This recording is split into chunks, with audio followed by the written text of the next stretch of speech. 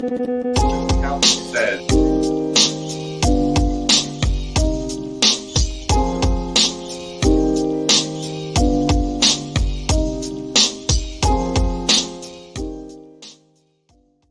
President Biden, something the special counsel said in his report is that one of the reasons you were not charged is because, in his description, you are a well-meaning elderly man with a poor memory. I'm well-meaning, and I'm an elderly man, and I know what the hell I'm doing. I've been president. I put this country back on its feet. I don't need his recommendation. It's How totally bad is your memory, and can you continue as president? My memory is so bad, I let you speak. That's Do you what feel your memory has gotten worse, Mr. President? My memory is not good. My memory is fine. My memory, take a look at what I've done since I become president.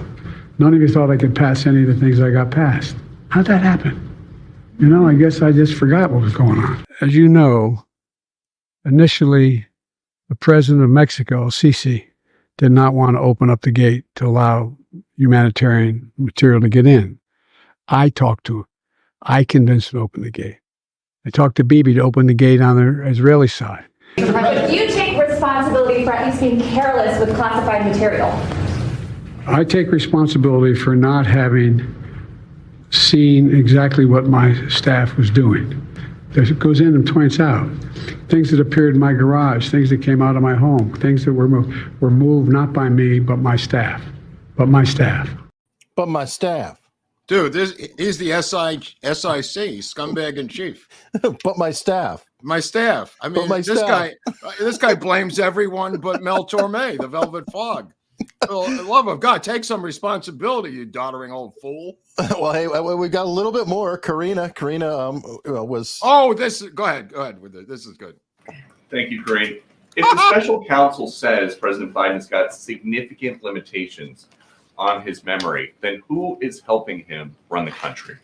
The President of the United States runs the country. The Commander-in-Chief runs the country. How can he be trusted with the nuclear codes if I get that you're saying that nobody in the building would say that he's got an issue with his memory, but just the little part of what we get to see, he's made mistake after mistake after mistake after mistake on camera this week. So I'm going to be very clear here. Bye, everybody. Have a great weekend. Have a great weekend. Thank you. Thanks for stopping by. Thank you, Corinne. If the special counsel. Thank you.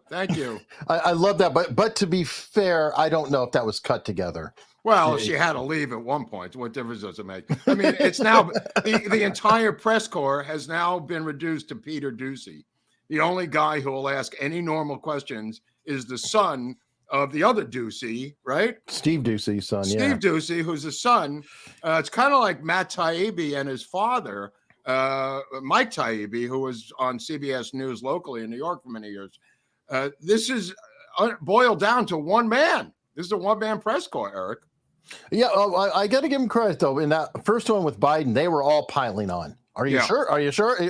Because blood in the water. I mean, they can totally sense that there's some blood in the water.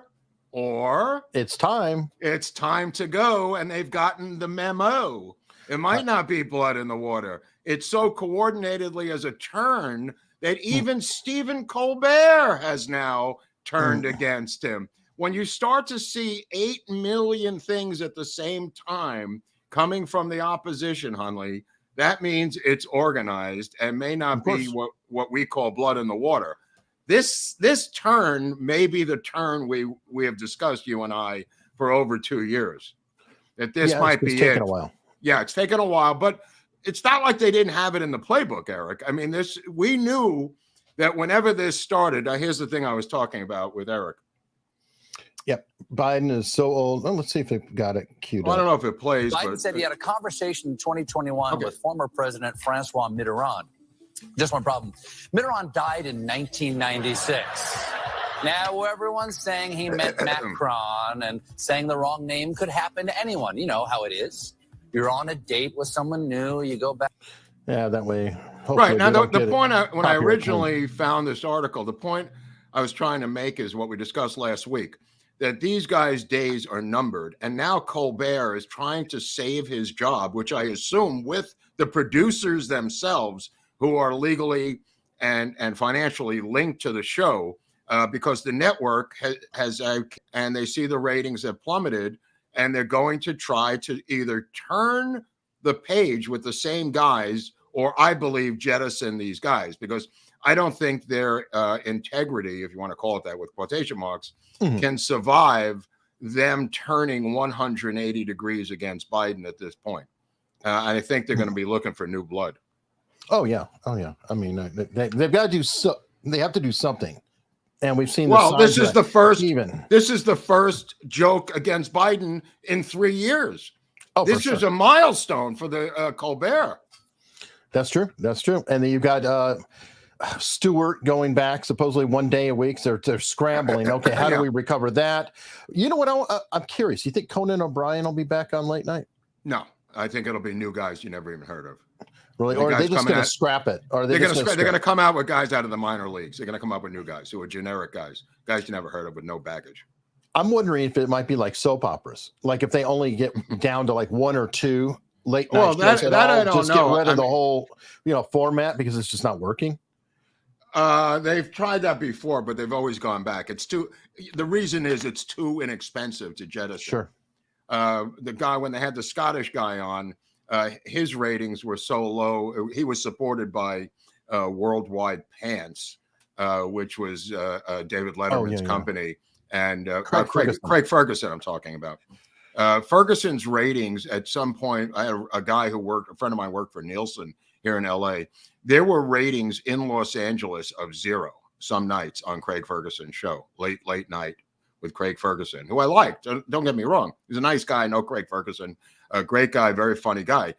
The ratings were so low at times to be recorded as 0 in Los Angeles. So the show was supported financially by Letterman and kept on the air because Letterman owned that show. That being said, these things are fairly cheap to put on, is why I'm mentioning the Ferguson thing.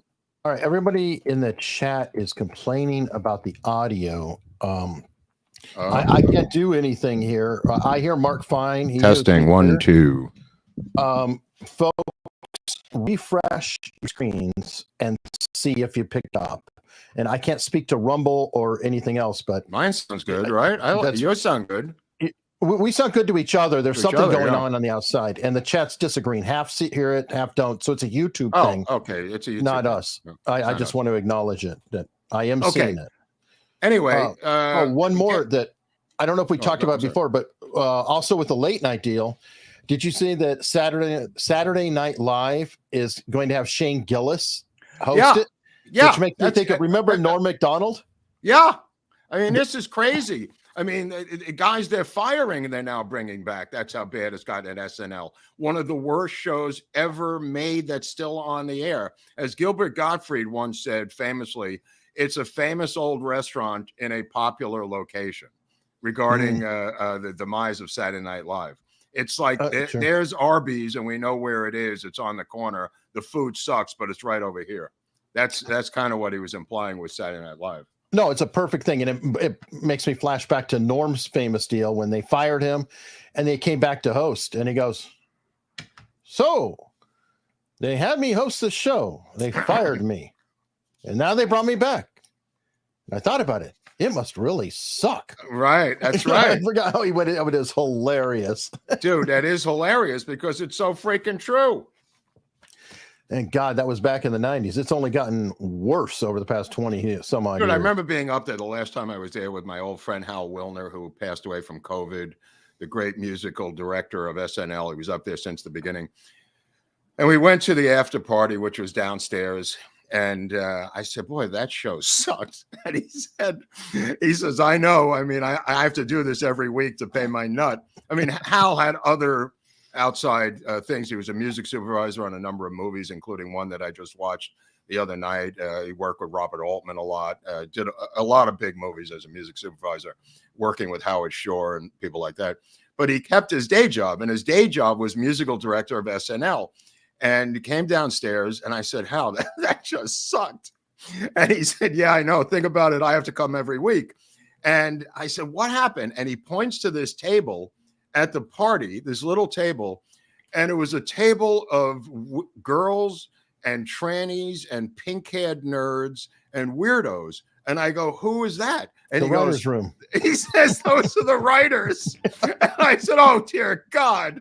And nobody was talking to them. They were sitting by themselves.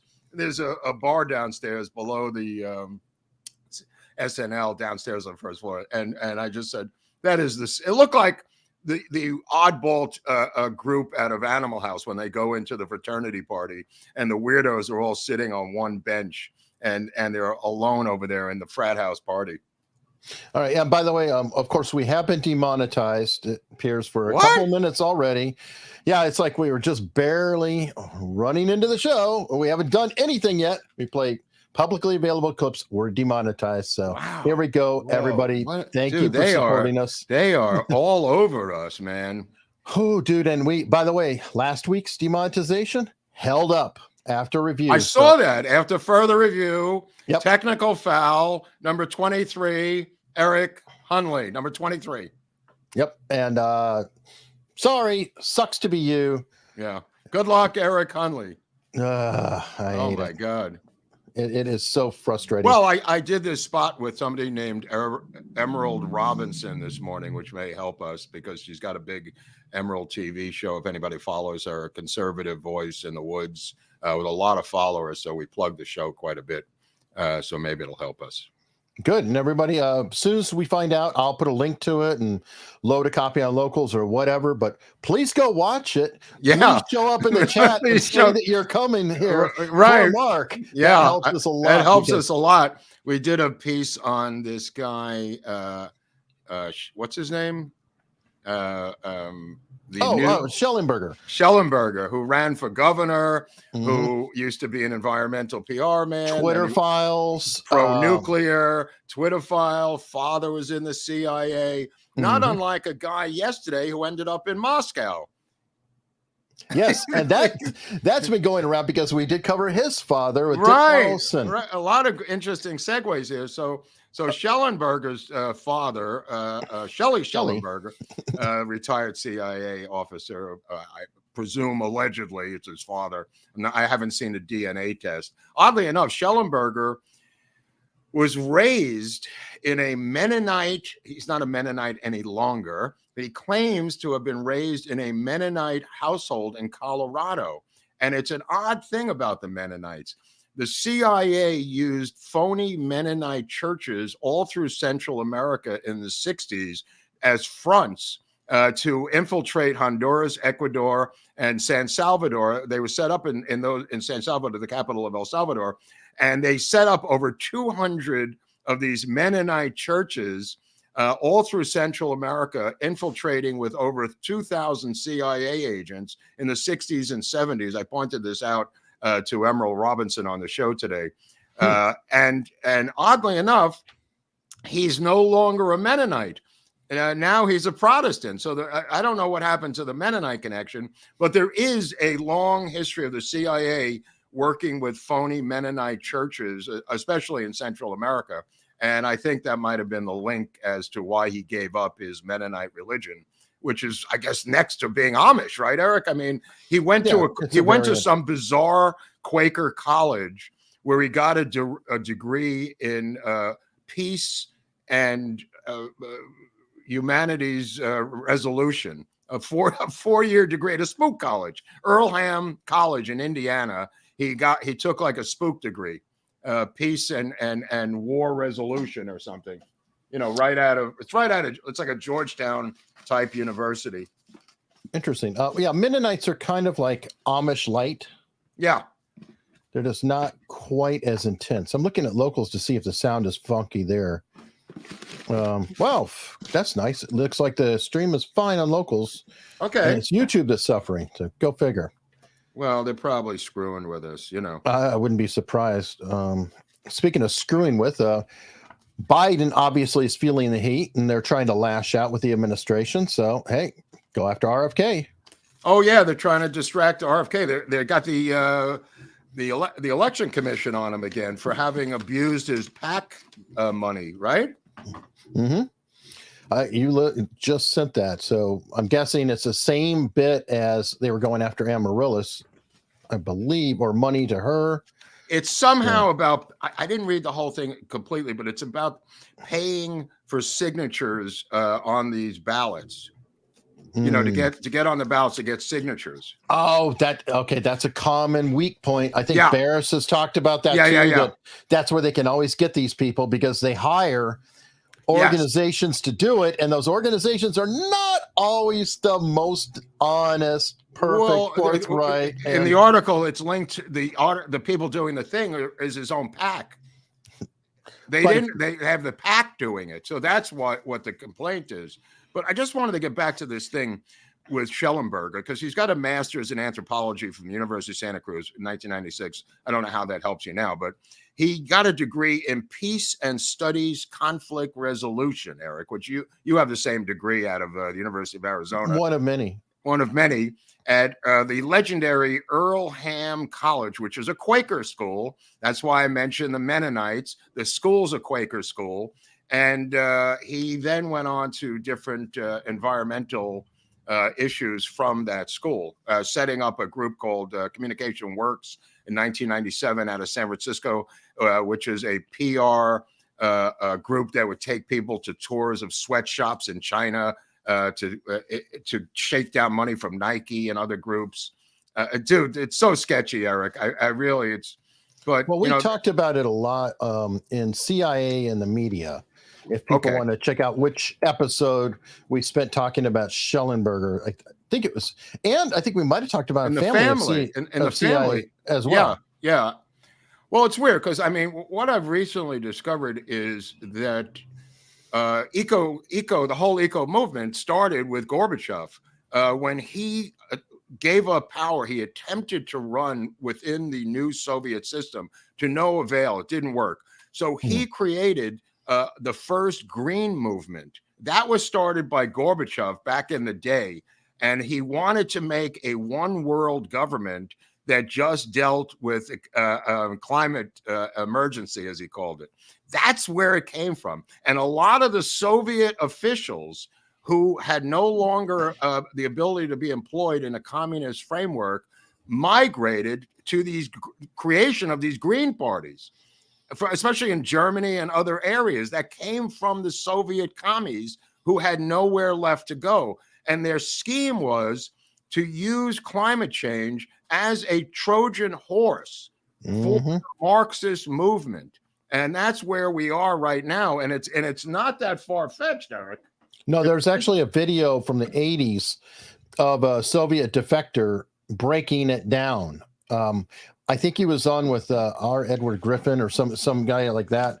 I forgot his name, but he breaks down the whole procedure. And by the way, not only was that happening, but then the really eco-terrorist wing of it decided to read Ted Kaczynski as their template for how to drive this down further. Well, dig this quote, man.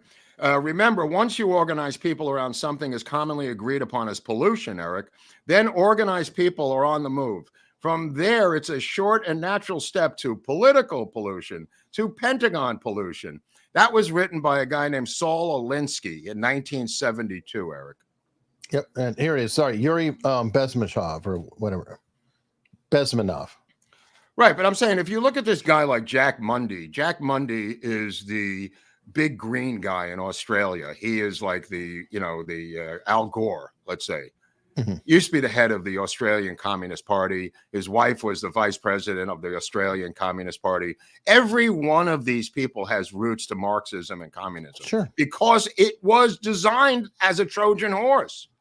And it's really interesting what's going on with that now.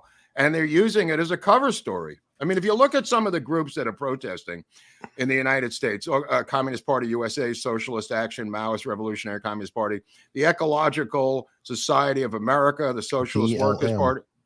The Socialist Alternative, Democratic Socialist of America. Such groups hosted the People's Climate March. They are all in this climate change world, the climate thing. The reason they're so aggressive and into censorship and climate denial is because they act, smell, and move like Marxists, which is what they are. And it's also easy to rope in people to join them. Yep. Because there's a lot of people that are concerned about the climate. By the way, who are probably the most friendly people to the climate or environment? Hunters. Oh, that's yeah, one of the biggest absolutely. ironies. People don't realize it, but hunters care more about the land and trees because you can't get meat if they don't have food. They're very much ecologically considered. And well, I mean, look at these signs they have. Capitalism is killing us. Capitalism is destroying the environment. Capitalism is killing the planet. Fight for a socialist future. These are all at these protests. Sure. It's a Trojan horse, bro. It's a total Trojan horse.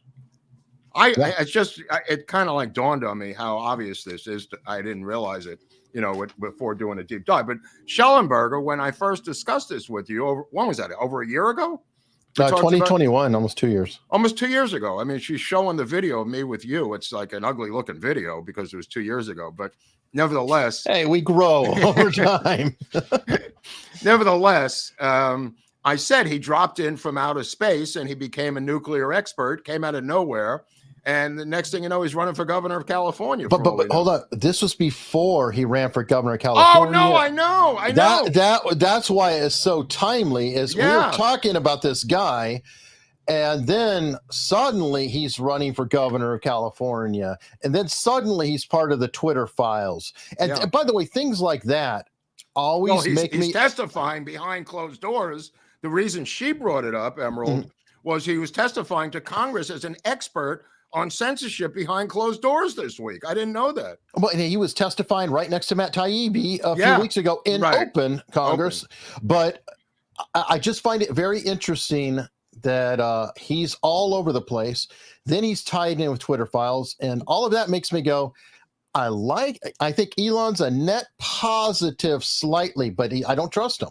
Yeah, it's very difficult to completely trust him. He's now become the darling of the new right, as Emerald was saying, which kind of made her sniff him out, and then she found our thing, so she brought me on today to talk about it for a few minutes. But yeah, people are onto him, bro. This is and also he's blocked everyone on his Twitter account. I didn't know that either about the guy. Well, you don't have a problem with people blocking on Twitter. No, I mean, I block all the time, but I'm not running for governor of California, bro. I know. I'm By just the way, a guy in my underwear. Speaking of California, I hope you're safe. Oh yeah, I felt that here. I put it up on the big board. It's usually a game as to who can post faster when there is a shaker out here. Yeah, I felt that one. I felt that was pretty good. Wow. There was one yesterday. There was a smaller one yesterday. They kind of come in way. If you've lived out here as long as I have, you're kind of used to it. It's weird because several years back, we actually had an earthquake here, and I had never experienced it, and it was the most shocking thing. Imagine. Well, it's like when you lived in New York, you never had one, right? I'm sure that when you first experienced it, what did that feel like? It's just when I the first few ones when I first moved out here, it was really funny. I was telling this story a couple minutes ago. I moved into a building which had 6 stories, and I said, the guy says, where do you want to stay in the building? A big apartment complex, pretty modern, on Fuller near Runyon Canyon. People know where that is. And I said, I'd like to be on the top floor. And the guy goes, why do you want the top floor? It's a long elevator ride. I said, so when the building pancakes, I can crush everyone below me and survive. And the guy looked at me, he thought I was kidding, and I wasn't kidding. And he gave me the 6th floor apartment. And every time I saw the guy, he just cracked up laughing. I said, I'd rather have 2 inches of plasterboard on my face than have 5 floors of people in an apartment on my face. And the guy he never forgot that. And any apartment I've ever lived in, any building in LA, I've always been on the top floor. Okay, well, as long as it's not too far up there. No, but I mean, in an earthquake, well, you haven't seen the footage, but in most earthquakes in LA and California, it's the parking garage and the first floor of every building that are crushed beyond recognition. True. Oh, by the way, I saw this ad. Somebody posted on Twitter, and it was an earthquake bed. And I don't know if you've seen this before. It's the craziest damn thing in the world. It's like the bed collapsed in itself. Walls came up. It closed over. Yeah. Oh, I saw that a had the couple of years water. ago. Right. You know what, though? I thought when I looked at that, I was like, they'll never find you. I was like, oh, it's The a rescue coffin. guys will never find you. It's a coffin. Right. Everybody said the same thing. It's a coffin. They'll never find you, and they'll just ship you out to the cemetery. Very effective. Yeah, supposedly it has radio communication and everything else. And It's got everything. It's got a feeding tube. It's got a milkshake making machine. It's got a urinal tract. Yeah, it's a coffin. It's a coffin. And I'm like, the one thing that I didn't say is like, how about bottled oxygen, dumbasses? Well, let me tell you something. Usually they happen at 5 a.m. in the morning when you're laying in bed naked. That's when the shakers usually occur. And you're laying there. You couldn't possibly feel more vulnerable when your bed starts shaking like it's magic fingers in a motel room in 1973. And I won't go into that because that's a dirty story. But nevertheless, it feels like you're in the most vulnerable position of your life when your room is moving around for 30 seconds and it feels like 3 hours. Yes, and that ours is in the middle of the day. But what was so weird to me is that all I knew about with earthquakes is what was movies and everything shake, shake, shake, shake. It wasn't like that. It felt like I was on a platform that was like on ropes or something, swinging. Yeah. And that was so freaky. It was like, holy God. And I'm in a hurricane area. Yeah, so you're supposed to go under a doorway, but nobody ever does because it doesn't seem to do anything. When do you have time? I mean, you don't really have time. All you do is just freeze in place and pray. That's really what you do. And then you move on. There may be some aftershocks, but nevertheless, not like the aftershock of this lawsuit that just came out this week with Gina Carano suing Disney. Wow, I was just going to bring that up. Yeah, this aftershock of the Mandalorian, of her being fired now with Elon Musk, apparently, right, Eric? Yeah, as a matter of fact, okay, this right here is before her lawsuit was announced, and I saved it for the show. Oh. And that Elon Musk tweeted this out about Disney's inclusion standards. Anonymous source just sent this from Disney. It's mandatory institutionalized racism and sexism, right? Then he quote tweeted that, though. And I couldn't find the quote tweet because I think he might have deleted it or something. And he said, anyone that wants legal assistance, you have it. Wow. Then that lawsuit came out with Gina Carano. And this makes me think of the other PayPal mafia guy who funded a lawsuit for Hulk Hogan. Peter Thiel funded Hulk Hogan's lawsuit against Gawker. Do you remember Gawker? Oh yeah, of course I remember. I loved Gawker. The guy, you know what I found out? The guy who ran Gawker lived directly across the street from me. Oh my God, that's he funny. was in there doing Gawker the whole time across the street. I could literally look in his window. Somehow his address turned up somewhere. And I went, holy shit, that's the building right across the street. Anyway, I just think it's amazing. And this is Elon attacking Bob Iger directly. Yeah. Well, not a little indirectly, but yeah, directly is not so far-fetched. Now, I'm not sure how it's going to do. We talked about it on Layback Law today at noon. It's another channel I have. If people want to check that out, I have several lawyers on there, and they discuss the merits, whether they think it would fly or not fly. Kind of 50-50 there. And these lawsuits are tricky because, one, Nate has pointed out to me, and it's a very frustrating deal. Did you know that racism is, you can't really sue over being called a racist? Because that's an opinion. Well, interestingly enough, there's that Michael Mann suit that was just settled with Mark Stein. I don't know if you've been following this, and this goes back 12 years ago. Did they settle it? Yeah, it was settled for $1, and Stein was hit with a punitive of $1 million. And it was literally him just saying you're a douchebag and a racist and a liar. I mean, in a blog. And the court said, yeah, we know this is not defamatory, but we're going to fine you anyway. Obviously, because I think Stein is a conservative. But he filled in for Rush Limbaugh. Right. So it's again another one of these two-tier justice stories. But it was so weak.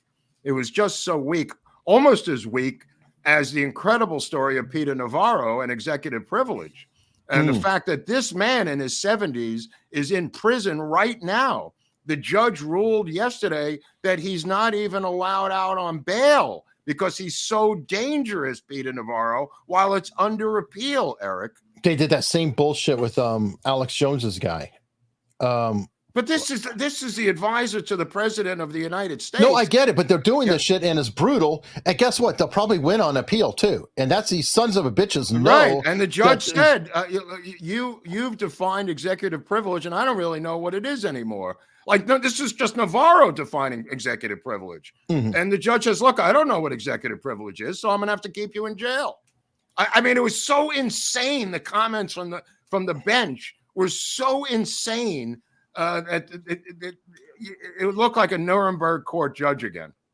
Right, but I'm so pissed about the cruelty of these bullshit decisions that you know are not going to hold up on appeal. And then what do? Hey, do I get my 3 months back, you son of a bitch? 3 months. 3 months when you're in your mid-70s. It's a big deal. Like 3 years. No, it's like 3 years. Yeah. I mean, you have very little time left on the earth, and now you're in a federal prison. And your health is not great, probably.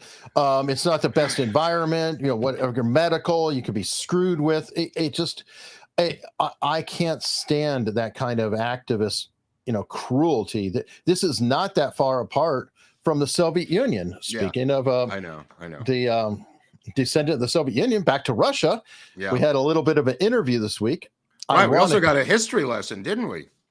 I got through most of the history lesson. I have to listen to it again. I thought it was interesting how Tucker said he thought it might be a filibuster, but then he didn't know if it was a filibuster. I'm not really sure. I definitely want, I've got to hear the rest of it. I don't know. I have mixed feelings on it. I want to hear the rest of it. I do like the fact that he said that Tucker tried to be in the CIA. I wonder who's talked about that before. Well, it was kind of interesting. He talked about the fact, he mentioned the fact, well, Tucker, this is my take on the thing. I mean, you could take it for what it's worth. Tucker got in like 3 questions the entire interview. If you want to see the real interview, go to this video on Showtime or read this book by Oliver Stone, which is a transcript of his interviews with Putin and the Showtime episodes. In the interviews with Oliver Stone, he asked 900% more questions that are relevant than Tucker Carlson. And this is merely a film director, having no journalistic background whatsoever. I mean, he gets into ABM treaties with him. I mean, the comparison is night and day. I watched this interview of Tucker staring at him for 2 hours, and he asked a couple of questions. I mean, it was a waste of time. It was a complete waste of Tucker time. Look, like a deer in the headlights. He has that look. Just he couldn't possibly have the gonads to even interrupt him during the interview. Oliver does, and they has a good time. At one point, Oliver recommends Dr. Strangelove for Putin to watch, which is really funny. I mean, him and Putin really got along. But the point is, Oliver Stone asks 10 million relevant questions to the 3 that Tucker asked in the same amount of time. I mean, the difference is astounding. Tucker just sat there listening politely, and every once in a while he would ask him, he says, who blew up the Nord Stream pipeline? And Putin says, you did. And he goes, I don't mean you personally, of course, but who had the means, motive, and opportunity? Only Russia and you, the Soviet. And then he says, I understand you applied for a job at the CIA. Luckily, you got turned down, and he's kidding, because he says the CIA blew up the Nord Stream pipeline, Putin. And he says, I understand you once applied for a job at the CIA, and luckily you got turned down. He says sarcastically, Putin, and he says, I used to work in a similar organization years ago.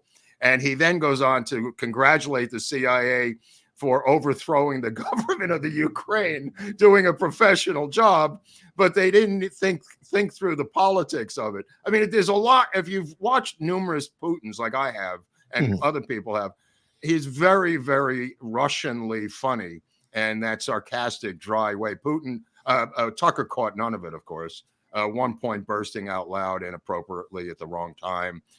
It was very awkward and very tense for Tucker. He was there on a mission for someone else, and it may very well have been his father, Dick Carlson, as you could see in the episode that Eric and I did.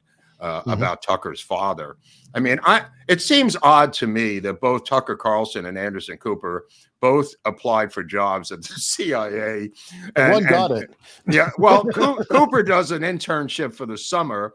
Right. Tucker applied. I don't know if he claims he was too honest to be working for the CIA. Maybe his dad made him do it. Like your father wanted you to work in construction, but you didn't want to follow in your father's footsteps. You know what I mean, Eric? You wanted something. I think that he and Anderson Cooper are the same financial strata. Mm-hmm. That's what a friend of mine said last night. Prep boys. Yep, a friend of mine doing said the that. same thing. You know, Yep. if it's like HW and Skull and Bones. You know, all those. Well, you don't need the money. Neither one of them needs the money, so you get into other reasons. I mean, Amaryllis Fox doesn't need the money. Her stepfather's a trillionaire. She was born agent, though. She is spooky. She was a spook to begin with. So, I mean, now. Hey, by the way, one of Schellenberger's biggest critics is RFK Jr., by the way, from the environmental left. They don't get along. That's kind of interesting. But yeah, Amaryllis Fox, CIA, Tucker, CIA, Anderson Cooper, CIA. I'm seeing a pattern here. Yeah, and Sean Hannity wears the pin. He wears the pin. But I'll tell you something.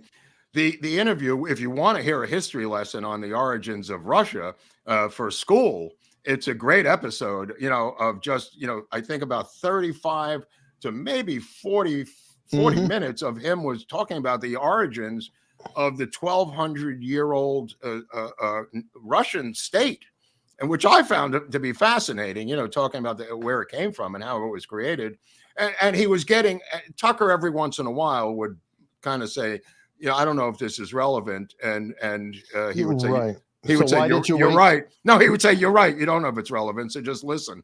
He kind of castigated him. I think Tucker did ask one question, though, that Putin never answered, which is, if it is such an important deal, why you've been in power for over 20 years? Why did you wait till 2022 to attack? He asked him it 3 times. I mean, there are things that he kept asking over and over again. Like he had 5 questions on his list. It was ridiculous.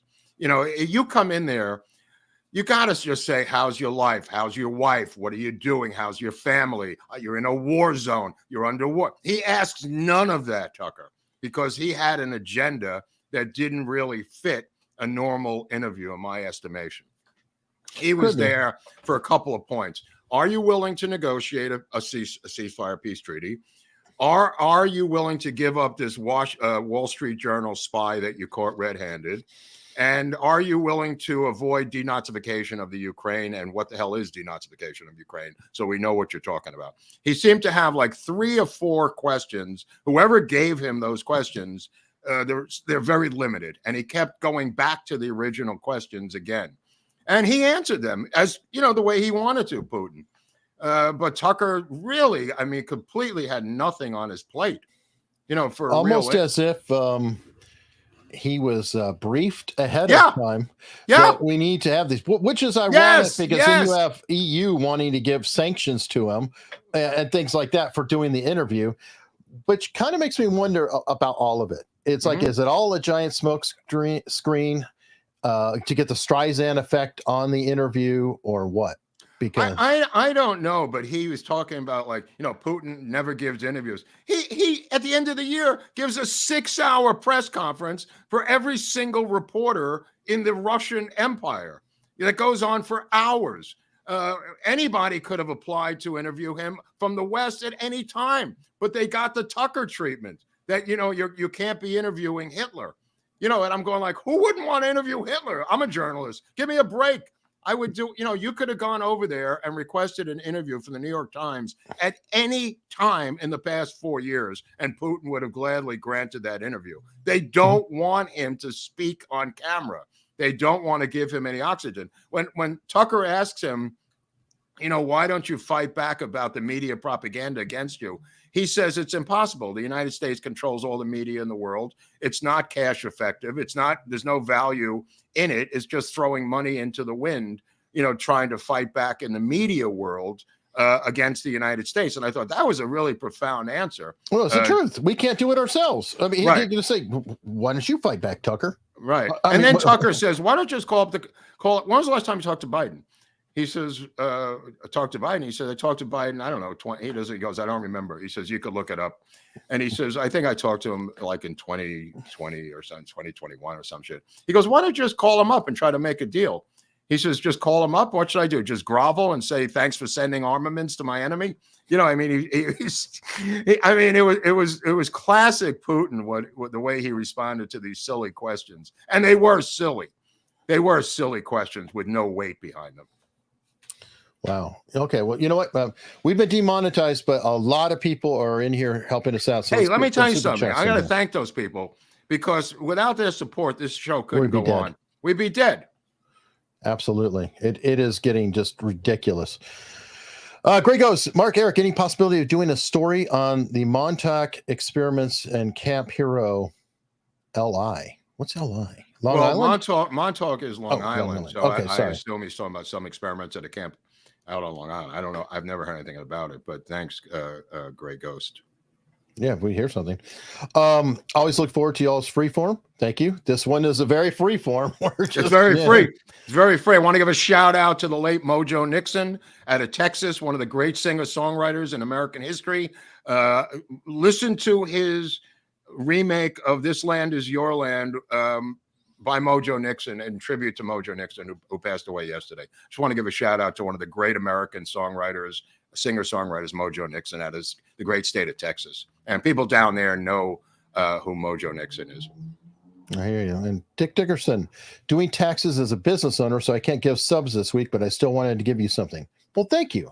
And thank you very much. Seriously. Well, what about the guy last week? Remember there was a guy with a big super chat? I just wanted to thank him. I was a little spaced out when that came across the board. So whoever gave that mega chat or the mega super duper chat, I just wanted to thank him. It literally helped cover the demonetization. Yeah, it's a super duper chat. Yeah, in massive. He's the whale. QED, Mark, the Beatles appeared on Ed Sullivan 60 years ago tonight. Where did you yourself watch, and which Beatle was your favorite? Don't remember seeing it. I was like 5 years old. Never saw it. How about the second part? Which Beatle is your favorite? Oh, now it's now it's Ringo, because I've known Ringo for 20 years. So I'd have to say I've known Ringo a long time. So the other guys, I don't really know the other guy. I mean, I know Richard Starkey, and he once said Ringo is just a character in a comic book. My name is Richard. Okay, fair enough. Yeah, if you ever call him Ringo, he'll go crazy. I had no idea. Is it me? I've always felt that John Lennon kind of got all the press, but Paul McCartney was really superb talent. It's kind of overlooked. Well, that is true. That is. I mean, Lennon obviously was the hipster favorite because he was a heroin addict and he had a Japanese girlfriend. And whatever he did, he made headlines. You know, he says we're bigger than Jesus Christ. I mean, that was from John Lennon. All the controversial stuff came out from John Lennon. And meanwhile, Paul McCartney's writing "Hey Jude" for John Lennon's kid, who is kind of feeling left out of the I mean, they both wrote a lot of those songs together. So I mean, it's the greatest songwriting duo. The greatest songwriting duo, I guess, second would be Lieber and Stoller, two Jewish guys on the Upper West Side of New York who wrote all the Elvis hits, unbeknownst to anybody else, including me. Yeah. Until just this minute. Right. Today, a distant second, mind you, to McCartney and Lennon. But all right. Trey Ellswick, speak freely. We will monetize. Stand with us. Thank you. Maybe somebody can enjoy this. I just want to give a shout out again. You could see these interviews on Showtime if you could find them on Showtime or get the DVD. The book has the transcript. If you want to see what Tucker could have done, please look at Oliver's interviews with Putin because it's radically different than what happened last night. All right. James Wojcik, Polish food account for Youngstown. Oh, okay. Well, this guy wants Polish food, obviously, with that name Wojcik. Listen, Wojcik, you're going to get Italian and you're going to like it, okay? I'm not even Italian. I'm going to like it. I'm half Irish. Hunley suggested Irish food. I must throw up. And he threw a tantrum. I must throw up in my own borscht. You know, I don't get it because I would think that both sides of you would like that. Freaking corned beef. What do you have against corned beef? Nothing. I'm That trying to fits think both of the masses. The Believe me, masses. there's Jewish food that the masses don't like. I'll guarantee that right now. That Like I love. tongue. That I love. I mean, no, tongue is great. I mean, scharf, which is potato soup, borscht, which is beet soup, chopped liver. There's a million things I wouldn't try to force down my friends' throats, Eric, but I love them. Sure, I love corned beef and cabbage. Do I want to give it to 120 people? No. They'll have a wrestling match on their hands. Ah, you're a freak. You're a freak. I don't know. Anyway, now that we're talking about this meetup, let's see where we are. Because you got the VIP thing. We're going to be in Youngstown March 15th, which is not that far away. It's a month away. So you people are going to have to, once again, I know it's harsh, get off your fat asses and sign up for this wonderful meetup where Hunley and I are going to talk to you about stuff that you want to talk about to us privately. That's why we're doing this thing. It's not for our health. You think I want to get off my ass and fly in a plane I have to go to Cleveland, for Christ's sakes. It's almost like a comic's nightmare. And then drive in a car from Cleveland to someplace called Crime Town in Youngstown, Ohio, to meet you, who doesn't even want to get off the couch and buy a ticket at this point. But there are links in the description. And to eat VIP whatever soup. Italian food we're going to come up with. And we're working on different things. Maybe some local politicians maybe in the mix. We'll see what's going on there. Yeah. Made some progress on that last weekend. So okay, but definitely. The VIP, there's still tickets. The regular event, there's the tickets. VIP is moving pretty quickly though, so I wouldn't sleep on that. That one will be selling out. Now, how do you get there? You're going to drive yourself, or what are you? How are you? I'm driving with your wife, right? You're going to take Correct. turns. One sleeps, the other drives. No, I'm just driving the whole way. Straight through. It's what is it, like 6 hours? Yeah, 6.5 hours. Well, all right, so 6 hours. It's so like it'll take me to, 8 hours because I stop, I'll eat, all that stuff. It's like me going to Prescott. That's a Prescott. It's like 6-7 hours. Yeah. So all right, I do that in one trip straight through. I mean, I do stop and get gas and futz around, get a sandwich. I like going in those truck stops and seeing what's good. There's so much great crap in American truck stops. I mean, it's just an amazing ton of weird things in there that they sell. I don't know how I guess it's a great. I agree with that's where I first saw audio books in the public. Right. They have a million weird things in there, and I don't mean tchotchkes or weird things. I'm talking about high-end stuff that's in there. And turquoise jewelry. I spend hours in there. I don't even want to get back on the road. I mean, a million different kinds of food and coffee and people working a grill. Wow. Speaking of convenience stores of a sort, do you have Wawa in California? I don't, but there was one when we were in Montgomery, Alabama. There was a store there in Alabama.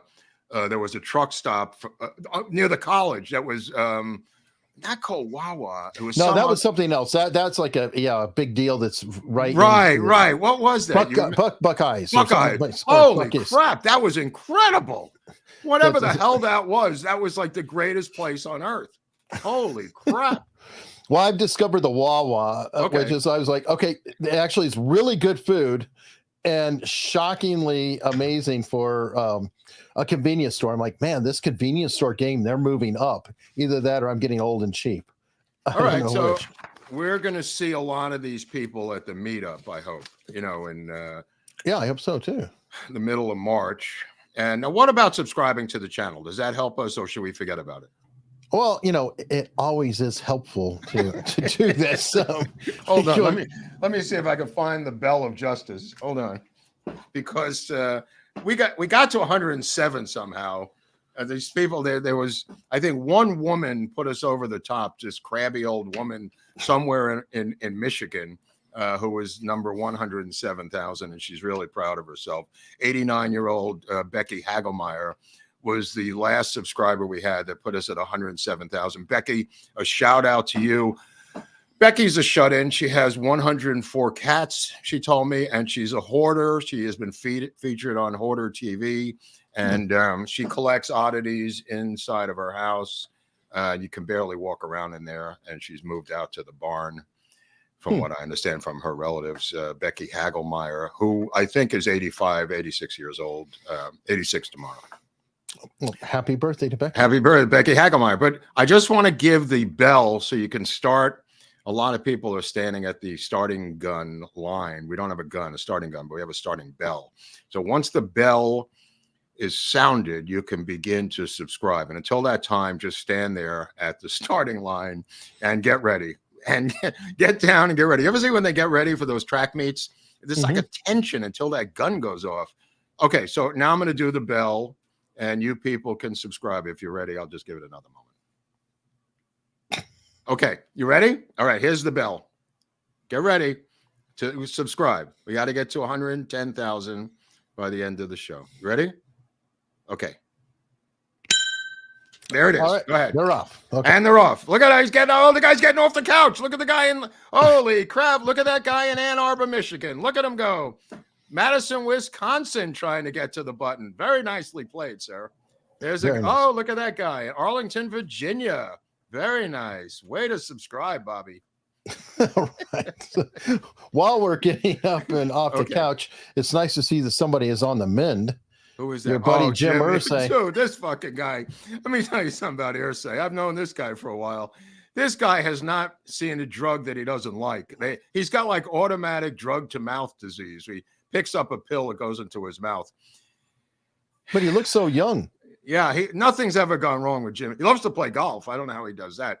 But he keeps having overdoses. He lives in a giant mansion in the middle of Indiana. And in there is a bunch of rock and roll memorabilia that he has purchased over the years. Jimi Hendrix's guitar that he played in Woodstock.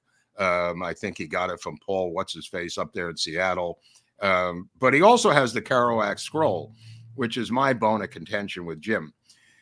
He bought the original On the Road scroll written by Jack Kerouac, which is in the form of a scroll that Kerouac typed on a typewriter on scrolling paper, uninterrupted, uncut, nonstop stream of consciousness, hence On the Road. And he bought the scroll, which I don't even know the price at this point of the original manuscript. And he has it in his house. Unfortunately, the house is in the middle of the woods in Indiana, so nobody could ever see it. And then he told me, you come out and see it anytime you want, Mark. Like, I'm driving through Indiana one day. But anyway, one time he told me that his stupid little dog, he woke up and had chewed half of the scroll from the bottom because it was scrolling off the table, and the dog ate the bottom of it. So now this world classic document has been partially eaten by Jim Irsay's little dog. Making a mockery of a sham out of the entire thing. And then he just keeps overdosing every other day. So tip of the hat to Jim Irsay, NFL owner. Glad he's on the mend. Yeah. God bless you, Jimmy. Jesus. Crazy ass. But what about this story? We covered that. There's a story I wanted to cover about this guy, Brock Purdy, who is going to be the Super Bowl quarterback on Sunday. This is one of the craziest Super Bowl stories of all time. This came to my attention from some fan or reporter, depending on how you look at it. In a press conference, some reporter got up and asked Brock Purdy. Brock Purdy is the quarterback for the San Francisco 49ers. Are going to play against the Kansas City Chiefs on Sunday, or the Kansas City Swifts, as I call them. They've changed the name of the team to the Swifts. What? Yeah, in honor of Taylor Swift. Oh, okay, I get it. In honor of Taylor Swift. Didn't they have a guy named Taylor something who was somebody will remind me in the chat. They had a receiver named Taylor, and I forget his first name. Anyway, the quarterback of the 49ers is this guy, Brock Purdy. And someone in the press conference, they have these big press conferences for the NFL, stood up and asked him if anybody had ever said to him that he looked just like Lee Harvey Oswald. And the guy said, what? He says, no, I never had that happen. Well, it went viral, of course, to help the channel. And now everyone is comparing Brock Purdy to Lee Harvey Oswald. And here's some of the photos that we have found online. And they're not wrong, Eric. They're not wrong. There's a resemblance there. Sure. There's definitely a resemblance. I mean, there's one where he's in the Marines with his helmet on, where he looks that smile. with a smile, just like Purdy. Holy crap. So I put on Twitter, I was wondering where Brock Purdy was on November 22nd, 1963. I also had a response by Purdy. It says, anytime I go to Dallas, it's to play the Cowboys, not kill the president, for Christ's sakes. Did he respond to that? No, I was kind of like having a conversation with myself. But that would be amazing if he did. That is ridiculous. I mean, there's probably going to be people, dressed up as Oswald, because I wrote he's just a patsy and this other stuff. And, now you've got this weird dichotomy where the owners of the Chiefs are the Hunt family who were in bed with LBJ to kill Kennedy, versus Purdy, who looks like Lee Harvey Oswald. So you've got the Oswalds versus the H.L. Hunts. So you're going for the 49ers, huh? Absolutely. Got to go for that's Oliver Stone's team. So I'm rooting for the 49ers, Oliver's team. I'm a Packer fan. You got to ask Oliver about that. So what do you think about your quarterback? No, I will. I will. I'll email him. I'll send him an email tonight. But yeah, I mean, I'm a Packer fan, so I don't have a dog in the hunt, but I'm an NFC fan, so I'm going to root for the 49ers. Plus, how could you root for Taylor Swift's team? This Contessa didn't even bother to give her condolences to the death of one of the great American country stars, Toby Keith, who signed her 10 years ago to his own label to begin her career. She couldn't even acknowledge the death of this great American country singer. I mean, I said on Twitter, there's a special place in hell for this woman. It really is, Eric. Well, that was right after at the Grammys. Did you see she completely did not acknowledge Celine Dion, who has a horrible disease? They rolled her into place to hand the Grammy to her. Celine's handing her the Grammy, and Taylor Swift just walked right by her. And she was completely right. Well, she did embrace her and hang out with her backstage. Oh, I'm sure. Yeah, somebody told her, "Hey, dummy." That I don't know. That I don't know. But her beef with Toby Keith is that he played at the inauguration for the president of the United States, a crime against humanity, according to the Taylor Swift people. That you played at the inauguration for the president. God forbid that should ever happen. And that was Toby Keith's crime. So she can't even acknowledge the passing. And it wasn't a pleasant death. Let me just put it that way. No, stomach cancer. No, it's not pleasant at all. I mean, there's no way around that. Okay, you know what? People are coming through, Mark. We've got a bunch of super chats. Well, maybe we should talk to them instead of this because it's getting me pissed off. Well, yeah, I mean, especially when they're helping us out. Oh, Mennonite, on Arizona is awesome. Yeah, the Mennonites. Like I said, they set up Mennonite bakeries in Central America. Bakeries that were the cover of the front. They not only did they have a phony church, they had phony CIA bakeries down there. Again, the Mennonites, and I rag on the Jesuits because they were involved with the CIA, but that was usually in the institutional college structure within the United States. Mm-hmm. These were Mennonite churches front churches that they set up in Central America as fronts. This is a different thing from the Jesuits. Awesome. Anyway, Trey was saying Mennonite and CIA connections only. AUS so awesome. So, JS, thank you both. You work so hard for this channel. I appreciate you. Always great content and delivery. Well, thank you, JS, and thank you for helping us keep going. Timothy Guy, what is your opinion will be the last thing used from the Dems playbook to stop Trump from winning a free and fair election? Well, they're trying everything. Well, right now. I mean, there's a two-step process. There's jail and then death. So I don't know which order they're going to go in. I think they're going to go step by step. So they're first going to try the prosecution level, which we're seeing now. Which is blowing up. Which is blowing up. But nevertheless, there's so many of them that he could easily be jailed on a gag order. Which is, I think, the way they're going to go. And they're going to wait till there's no other opposition to replace him. In other words, they want to do this as late in the game as humanly possible to prevent anybody else from coming off the bench or coming out of the bullpen.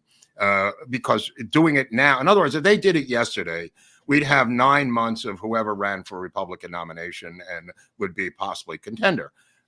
They might beat the contender, but nevertheless, why give the contender any oxygen? So whatever is going to happen, in my humble opinion, on that front is going to happen as late in the game as humanly possible, which would mean September, October.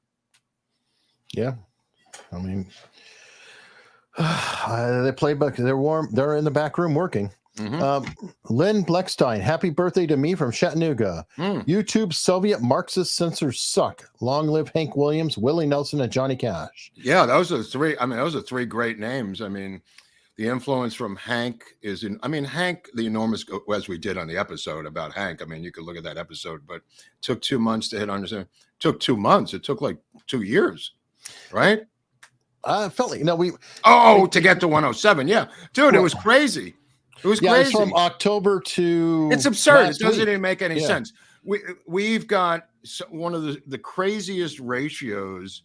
We've got I think 10 million viewers and 100,000 subscribers. I think we have 9 million some odd views, 9 million and change, and 100,000 subscribers. The ratio I think it's closer to 20 million views, dude. Or 20 million views, whatever. Sorry, it is. not quite, but we'll hit 20 No. this month. What did I say? You said 9 or 10. Oh, okay. So 20 million views and 100,000 subscribers. I mean, that ratio is not even statistically possible based on analysis at YouTube. I mean, something had to make that happen. All right. Jenny's getting inky with it. Marxists like to attach themselves to various compassionate causes to pervert to their own ends. Yes. Right. Look at LGBT. Trans no longer needs transition, but transform. Who else wants to transform something? Obama comes to mind. The reason, too, is, dare I say, I've interviewed a lot of cult experts. And one thing that makes people susceptible for being in cults are people who are naturally activists. People who want to be part of something important, be part of a movement. So what would be a good way to get the right kind of people? You give them a mission. And it also filters out the dumb people. This is the really frustrating part, is that a lot of people in cults are very smart. It's easier to fool the smart people than the dumb ones. So, look at Amaryllis Fox. She joined the CIA to help change the world. Yep. Now she's running RFK's campaign, she says, to help change the world. She made a movie about Hunter Thompson to help change the world. Maybe the world's okay. We don't need your fucking help. Is that possible? Maybe if you stay out of our way, we could figure this out for ourselves instead of these do-gooders trying to change our way of life, getting rid of our gas stoves, putting regulators on our cars so we can't go over 10 miles an hour. We had a ban on wood burning during a cold snap here a couple of weeks ago in LA. You couldn't burn wood in your own fireplace because the smoke might pollute other people's lungs. I mean, just crazy things. The ban on straws, the ban on paper bags, then the ban on plastic bags, then the comeback of paper bags. I mean, it's almost like we're victims of a bizarre dinner party where they come up with these things at the end of a dinner party and they go into effect the next day. Right. Oh, okay. I went through basic training. Do you know what it is called?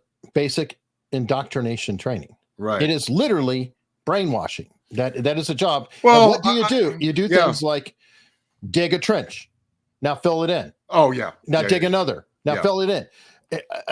And we went, dude. We went to the Unification Church when I was in college, and we went there to see what was going on. The Moon Church was right next to Bard, and we went there and we saw these people all in a row.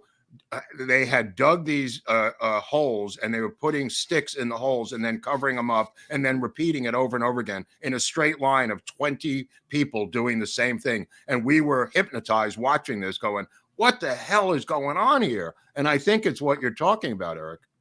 Yeah. Well, I mean, it breaks you down to follow orders, and also the whole principle. I mean, what is the first thing they do with the recruits? The recruits go in, boom, their harassed, go to sleep. Next day, boom, their hair is all buzzed off. Yeah. So everybody's in a uniform. All the hair is cut off and buzzed off. This is a principle, and thank God it is, for the military. So there is a legitimate structure in there. Yeah. But what I'm saying is, if you take that same weaponization of thought and you do it to other people, that's how you can have a Manson family. That's how you can have Jim Jones. We're going to do, I believe, Jim Jones down the road, right? What are you asking me for? I didn't know him. Well, I thought we had an episode on him coming up. We will. We probably. Yeah. Okay. All right. Anyway, Dustin, RFK Jr. is the Democrats' default candidate, not Newsom. I disagree with you there, Dustin. That's not going to happen. I think he's That's the not Ross gonna Perot. happen. He's Ross Perot. He'll get his 4 or 5%. That'll be the end. He'll run again in 2028. But hopefully we'll see Dustin, and we can discuss this in detail at the conspiracy, secret, diabolical meetup in Youngstown, Ohio, March 15th. That's right. That's right. Can I leave it blank? Thanks for the infotainment. Well, thank you very much. Well, don't leave the check blank. I mean, we can. Pasha. So wait a minute. I myself am actually none of these candidates. Does that mean I won the Nevada primary? I feel proud and sort of humble. Good point. And by the way, Good point. Tell him what he won. You've won a trip to Nevada where you'll get to beat the candidate by 3 times her vote. As none of the above, Pasha. Nice work. Way to go. I just love that. But I was wondering, and Trump beat me to it because I looked over to Leslie and I saw the number. I was like, well, what's her victory speech going to be this time? Oh, there's a 2-candidate race, and I could take on none of the above. I am the best challenger for none of the above. In fact, my backers have said my policies are better than none of the above. And that's right. She also beat Mike Pence. Was he on the ballot? He was on the ballot. It was like Mike Pence and somebody else were still on the ballots. Wow. Talking about a loser camp. Even Fatty said he may run as a third-party candidate. Oh, Christie? Yeah, he says he may go as a third party. And he said his main goal, the main thing that attracted him is the free buffet. I mean, apparently a free open buffet for any third-party candidate. And Christie says, I'm in. Of course, his announcement was at Waffle House in Chattanooga, Tennessee. But nevertheless, he wants to make Waffle House into the Western White House or the Midwestern White House in his case. No, he could do a tour. Let me tell you something. They must have these backers who simply say, don't quit. We're going to send you money. Oh, every day, right? Every day they go, I can't take it anymore. I'm trailing by 900 points in the polls. And they go, don't give up. Here's a check for $100,000. Okay, I'm back. I'm fatter than ever, and I'm ready to fight it out. Let's go. I'm back. Well, she's going to stay in as long as she can, because she's like, they'll lock them up. I'll be the only one standing. Okay, so what happens? What happens in your opinion in South Carolina when she loses by 33 points? What does she say? She'll stay in probably. Right, but I mean, she says I lost by 33 points. She'll say the Mennonites have voted against me. And Mennonites, yes, both. Or she calls it in her multiple memoirs. Oh, the fellas, the good old boys, the fellas. And she likes the fellas, as we've seen. Well, she has some strange bedfellas. Let me put it that way. Yeah, she does. All right, Joshua. Now, did you see this story, by the way, about the this ruling in Jersey that refusing to wear a mask isn't protected by U.S. Constitution, says the federal court? This story broke. This story broke today or yesterday, where they said the defendants were suing that they were told to wear masks, and they said it's not protected by the Constitution. Oh yeah, and by the way, I want to bitch about that for a minute. Yeah, so did I. No, yeah. I want to bitch about Epic Times. Okay. I'm not going to subscribe to every damn website in the world and pay them money. If you want me to read a story, just put a link out there and let me read the story. But I hit a paywall the second I had to do this. This is your personal problem. I subscribe to the hard copy of it because I don't care about issues like that. I like reading the articles, but you've got your other economic reasons. That's right. That's not why we're here.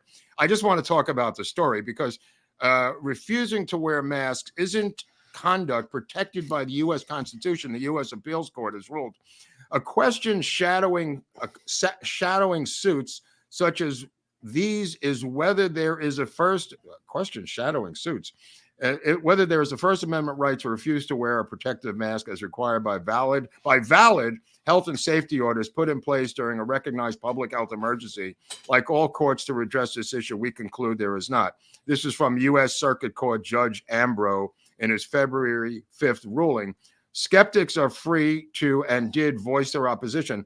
It goes on to compare it, oddly enough, to some other weird analysis that they made. In other words, they are saying that there's laws. Oh, the analogy was not wearing a helmet on a motorcycle. You have to wear a helmet on a motorcycle. So the lawyers were saying there's laws about this. There was no law passed anywhere to wear a mask, and apparently the judge didn't give a shit. He compared it to the law of wearing a seatbelt. There's a law, Eric, as you're well aware. Sure. There's a law and these demonstrations of comparison, not the court. The judge himself was saying this is the equivalent of refusing to wear a helmet on a motorcycle. They passed laws. They were fought over for years, these Still laws, are. right? Right. Still are. Right. And it's a mix too. Right. Because there are but some this places judge that don't. compared to the order to wear a mask by some obscure health agency to be the equivalent of refusing to wear a helmet on the road where it's required by a law passed by legislators and legislatures after debate by citizens. Some of the debates went on for years, Eric, as you're well Seatbelt law, aware. same thing. Yeah, same thing. Anyway, I just was shocked by this ruling. Judge Payton was appointed by Joe Biden. Judge Sheridan was appointed by George W. Bush. And Ambrose, the guy I just quoted, was appointed by Bill Clinton. So just a shocking ruling on masks by the this is not going to end here. Let me just put it that way. They're going to go to the Supreme Court on this thing. So I just wanted to put that out there before we got off on these tangents. But go back to the super chats and we can. I'm sorry, I just wanted to get No, I mean, and everybody's being so generous. Thank you very much, for keeping this going. A lot of these are storylines too. Okay. Is the Gemstone files published in Larry Flint's magazine based on JFK assassination legit or fake information? Some of it's true, some of it's limited hangout. It's both. It's a mix. Isn't like a lot of these things. What's that? Isn't everything? It seems like there's so not many everything, but I mean, there was that famous memo from McCone. I think Jim DiEugenio and I might have talked about the McCone memo, where it talks about Oswald working for the CIA. It was a McCone to Rowley memo. Turned out to be a fraud, and I got my head handed to me. It came out in when I presented it to Oliver, it had not yet been proven to be a forgery, and I thought it might be good for the Oswald series. And he must have called up DiEugenio because somebody must have told him, and he called me up at 4:00 in the morning, screaming at me, saying I was an idiot. And I said, "All right, take it out. It was on the edge. I don't know. I could have gone either way with this McCone memo. It seemed a little suspect to me, but I thought it would be great if we had it, if it was real, but it wasn't real." And the McCone Rowley document, you can look it up at home. That being said, I wanted to ask you about part 2 of the Oswald AI thing. How is that doing? The feedback seems fine. I mean, I haven't sat there and looked at any numbers. I don't know if I can even see how many listened or didn't listen. Right, but I'm saying this is for the locals members only. Who pay an annual fee to get the Oswald script, part 2, right? And the recording, which is out there. Right. I mean, it's really fun to see. I did this the other night with some friends where you can literally scroll through the PDF of the script and read it while listening to the AI version of the script, which is, I think, the way it's set up, right? Yes. There's a link to the script. The script you download and you read while you're listening. Okay. Well, can anybody do this, or you just have to be? You have to be an annual member on local. You can't buy your way in. You're saying at this point. Well, you can. You pay for the annual membership. How do you do that, fucko? How do I do that? I don't know. Maybe there's a link that might appear on the screen. Well, somewhere. I don't know. What am I, Nostradamus? Tell these people how to do it. I don't know. There's something scrolling across the bottom of the screen. I don't know. Oh my God, what happened? It's an attack. Now I see how you're doing it. Okay, exclusive content. Okay, so you get the scripts. So unstructured.locals.com. It might be worthwhile for people to look at part 1 and part 2 now. And by the way, if you are an annual member of Locals and you want to go to the meetup, you potentially you'll save $75 if you do both events, which is more money than the entire Locals yearly membership. I didn't know that. I didn't know. Okay, can they buy in to read these scripts, or you have to pay the annual? You have to be an annual member. That's really something. So you're saying to me, or not to me personally, but to the people out there, that if you sign up and become an annual member to Locals, you will get all 5 parts of the Oswald miniseries? Yeah, as they're released. Yeah. And the 5 scripts? And everything else that we put up there that is for supporters only. You're talking about the original JFK movie script? That too, yeah. Oh my, this is interesting. Now, what about the LBJ script? I think it's there, yeah. Okay, but that's going to be an AI project when we're as well. done with I think the Oswald. script is there too. I don't remember if the script's there. Maybe or we should not. take the script down until we do the AI and then put the script back up. Maybe I'm not sure. Yeah, all right. We'll have to see. look at that off when we get off the show or something, because these guys, you can't trust them. Okay, let me just get my movie pick for the week while there's a break in the action. There's a movie called Dreamin', with an apostrophe, Wild, starring Casey Affleck. I think it's from a year ago, maybe this year. I'm not really sure. I recommend this movie. Zooey Deschanel is the Zooey wife. Deschanel. Zoe Deschanel is the wife, but really it's Casey Affleck and Walter Goggins. Walter Goggins is great. They're playing Donnie and Joe Emerson. If anybody knows this story, out of Washington State from the 70s. Donnie and Joe Emerson were a rock and roll duo, brothers, who wrote an incredible album, which is the name of the movie, and it disappeared into the zeitgeist only to be rediscovered 30 years later by a guy in a record store who finds the album. And that is part of the movie, and it's really well done. Casey Affleck, Walter Goggins. If you can find Dreamin' Wild, just came out. That's my movie pick of the weekend for you people out there. And also, if you can find the documentary side of the movie pick, would be the Oliver Stone Putin interviews. All right. And speaking of Walter Goggins, have you seen the show Justified with Timothy Oliphant? I think I watched a little bit when it first came out. I didn't stick with it. No. All right. I think it's a great show. Okay. Goggins is fantastic in it. Yeah, no, he's good in everything, Goggins. He's very good. Except for those damn teeth that glow. Very strange. Very strange. I don't know what it is. I can overcome it because he's really talented, but those he's a great guy, and in this one he plays the drummer. And there's a lot of brother drummer teams. And this is a singer, songwriter, guitar player in a band with the drummer as the brother. Not unlike John Fogerty and his brother Tom Fogerty was the drummer. John Fogerty, the singer songwriter, or the Carpenters with a sister. Well, I would never think of that in a million fucking years. But okay, I'll go there. I mean, it's a sibling drummer. There's the Allman Brothers. There's a lot of different things. But I was just specifically, maybe Jack White and Meg White or whatever. But yeah. This is a brother singer songwriter. The Donnie is the genius, and Joe Emerson is just the drummer. But together, the father, who owns a farm, and it's a very family-friendly Christian story, which is why I'm recommending it to the audience. They owned a farm up in Washington State, and the father is played by Beau Bridges, Jeff Bridges' brother, and really well done. The father builds them a recording studio in the barn, believes in his son completely enough to sell off parcels of his farm over the period of years to help his son and his recording careers. It's really a touching movie and a true story. So I just thought I'd recommend it.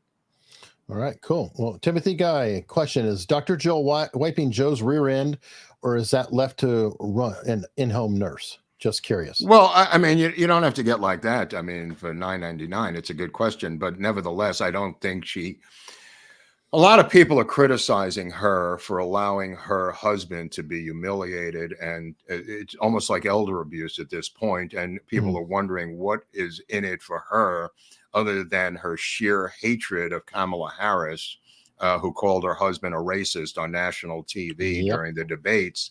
I don't see any other upside. And Nancy Reagan famously protected her husband near the end during his Alzheimer year or two, depending on who you listen to. But she was very protective of Ronald Reagan at the end of his life, or end of his presidency, put it that way, before he went into a complete Alzheimer's state later in life. She does not seem to care. She does not want to leave that White House, and she's holding on to the curtains for dear life for reasons that may be narcissistic on her part, and as dark as that family is and everything around them, are you completely, like, I believe that Nancy Reagan really loved Ronald Reagan. Yeah, of course. Absolutely. Absolutely. And I'm not necessarily a Bush fan, but I think that Laura Bush actually loves George Absolutely. W. Bush. It's either me or Jack Daniels, honey. Right. So, but when you're looking at Joe Biden and the stuff and his kids and there's I don't know. And the hair sniffing and the showering of his daughter and the diary and his son. Could you imagine? And that's on the outside. People know this. Lord knows what's. How about a mini series about this freaking family? Oh, note to self: write script by Monday. Over. Note to self. How about a mini series on this crime crazy family of drugs and everything else? Yeah, see if you can get Oliver to do that one. Well, look, I mean, people laughed when he did W with Josh Brolin, which I really liked quite a bit. I mean, I like W, and I like Nixon for that matter. All right, Joshua Turnage, who wins the Democrat presidential nomination? Gavin Newsom, Michelle Obama, or Biden? Also, what happens to each person? Michelle Obama's out. I don't know why people keep putting her in there. I don't see her doing it. It's going to be Kamala Harris, and Newsom is the nomination. He will get all the super delegates and everything else.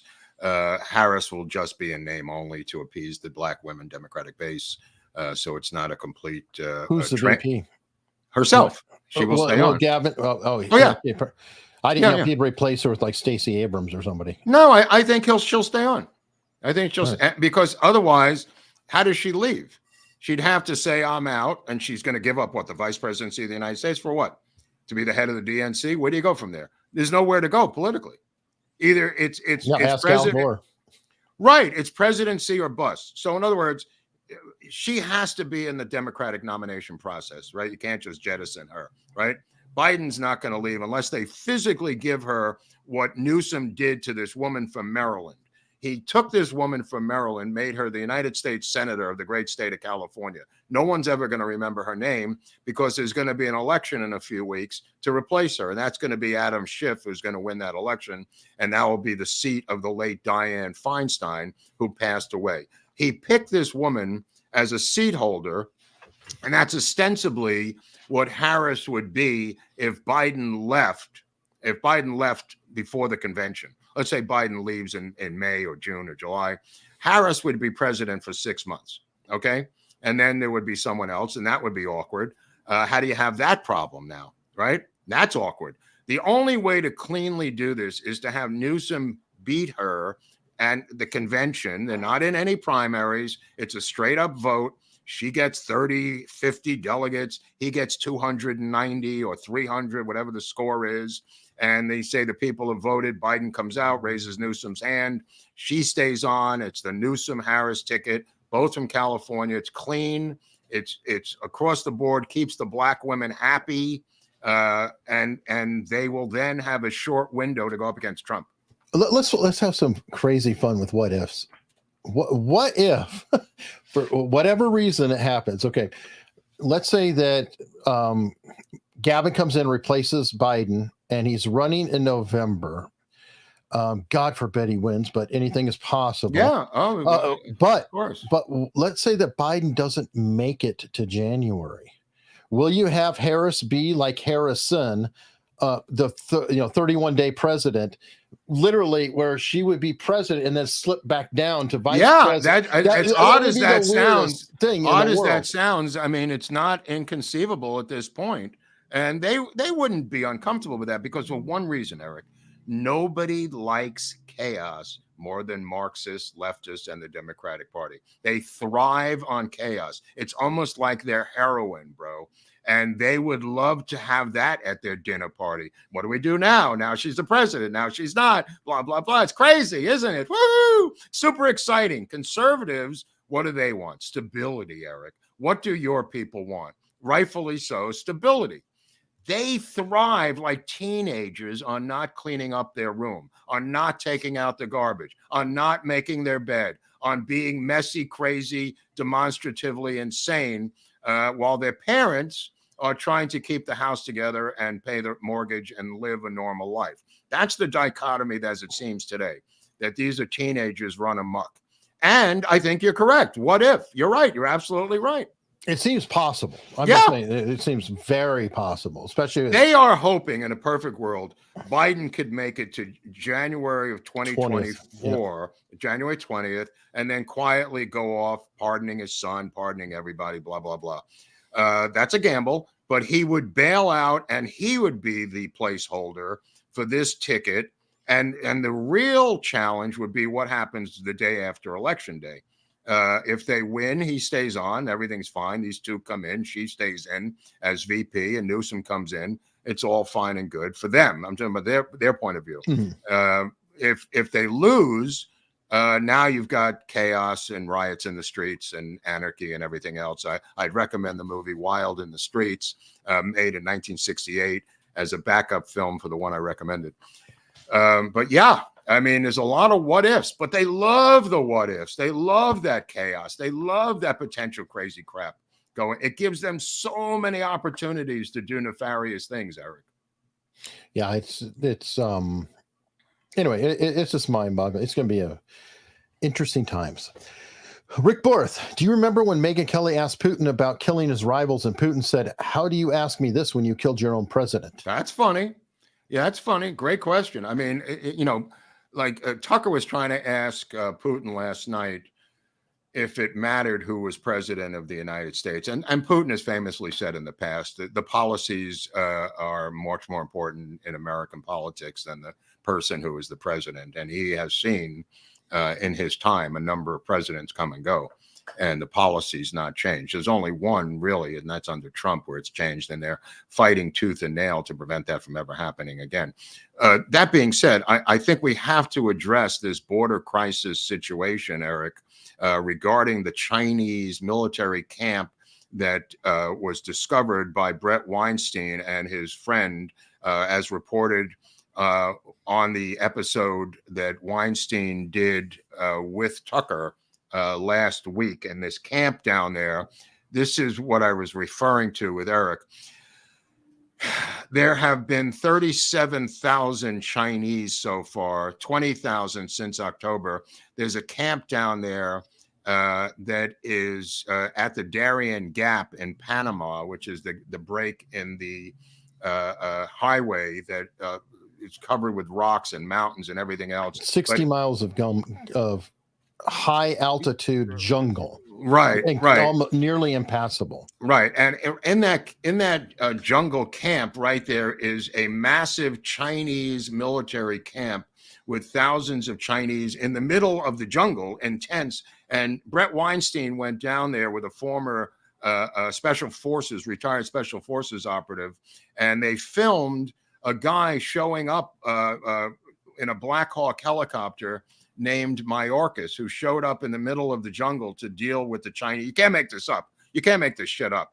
And the special forces guy knew exactly, based on his training and logistics, where the Michael Hahn. Yeah, Michael Hahn, I think or Jan. Yeah. Jan or Hahn. Michael Jan, I think he pronounced it Jan. Jon, I think it is. He went down. Yon, I think. Yon, yeah. Anyway, so he accompanied Brett Weinstein down to the Chinese military base down there, and you got to see what that looks like. It's like something out of a movie. They've got little stores there. They've got all kinds of Chinese different things going on there. They got a Chinese laundry. They got Chinese food. They got lo mein. They got beef and broccoli, number 69. You could order it by number. Anyway, so Jan knew where the Black Hawk helicopter would probably land based on the topography. And he went there and videotaped the guy getting out. And it happened to be a Cuban-born gentleman named Mayorkas, who was down there to talk to the Chinese. Now, you can't make this shit up. They're down there. They're coming across the border. There's the article talks about 150 a day. They're blending in with the other migrants. And so far, it's since, I think, October, there's been 20,000 of them that have come in, fully clothed, fully dressed, military-age men. And Weinstein talked about it in the interview, that he believes that the single-child laws of China have led to a massive amount of males in the Chinese culture that have now been funneled into army brigades not unintentionally or intentionally. Weinstein is not really sure, but that is what has happened in the Chinese culture. And they may have intentionally done this, that nobody knows, but they're farming them out around the world now. Yeah, the scariest part of the entire interview is Brett Weinstein. His expertise is biology and evolutionary biology. Yeah. And as he put it, the one-child policies every time are a disaster on a population. They always net fewer people. However, he stated that he never considered the fact that having a one-child policy with an excess of males could be used to essentially propagate the rest of the world. And that was frightening because the whole thing was frightening, Eric. Everything you sit there and think, okay, that's just illogical. It's just stupid. But yet they keep doing it. And then you see something like that. You're like, oh shit, it wasn't illogical. And we're slow on the uptake to get the memo. And you have a biologist like Weinstein going, boom, I didn't see it. Right. Yeah. I mean, he didn't see it. I mean, the American people didn't see it. And apparently the leaders, these elite leaders, are in on it because Mayorkas was visiting the camp. They may have bribed every single person of interest that they need to pull off what they're pulling off. Oh, that's something else he said. Yeah. They figured out that, hey, it's for sale. Yeah. The whole government's for sale. Yeah. And not only that, the structures that we left behind when we turned over the Panama Canal are now being run by NGOs and the United Nations that are propagating this illegal migration and running it out of the office space that we left behind at the Panama Canal. They're in there working with U.S. money through the United Nations, through these NGOs to funnel these migrants across the border. This is crazy. This is absolutely crazy. And in that migration of the migrants comes these Chinese who at a bare minimum, have set up a Cuban style communist government in Panama within this camp. The Panamanians know they're there. The Panamanians are probably being paid off by the Chinese Communist Party to be there.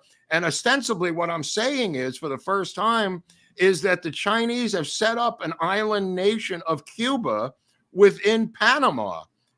Literally the same situation that the Soviets did with Cuba. And nobody's acknowledging this thing. We have another Cuba in Panama. And they're building that bridge, Eric.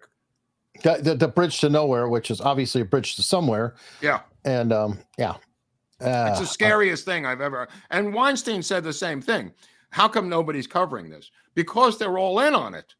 That's why nobody's covering it. That bridge is going to allow them to bring logging through there, to bring. Well, who cares about that place? Who's going to go down there? It's perfect because who wants to go down into the middle of the damn jungle and do whatever? There's only a few people, and they're easily paid off. There's only like a Michael Yon. They'll just call him crazy, or other people. Right. Yeah, well, I mean, you were in Guantanamo Bay, so you saw the Cuban situation up close and personal. This is a similar situation, in my humble opinion, to the Cuban communist takeover in 1959 or 58, whenever it was, with Castro. This is a similar situation. I would not be surprised if they started to bring in weaponry into that area in Panama. They're going to push this as far as we will let them push it. Mm-hmm. They're going to bring in weapons and missiles into there. Yeah, you heard it here first, here, people. I'm telling you, you heard it here first. Well, when I was talking to you about it, I said, "How is this any different than the Soviet Union and Central and Latin America? We were doing the same proxy shit. We just replaced Soviet Union with China." Yep, absolutely, I didn't realize it, but it's absolutely true. I didn't know about it, so I mean, Brett Weinstein is the first I've heard about this. I thought it was just rumor and innuendo, but apparently the base is quite real, quite large, and filled with the military-age Chinese males. Yeah. All right. Well, we still have a ton to get through. Well, you can't bring these guys back again. I mean, it's one bite at the apple, Maya. Let's go. I've heard in Ukraine, the Ukrainian version of Putin's history lesson. The similarities and differences are fascinating to me. Yeah, I wish I don't. What's the Ukrainian version? I never Well, heard I'm that. sure that they have their own. Any country that's thousands of years old, they're going to have different sides and angles. This friend of mine who's been to both countries, Ukraine, he's been to Russia a bunch of times.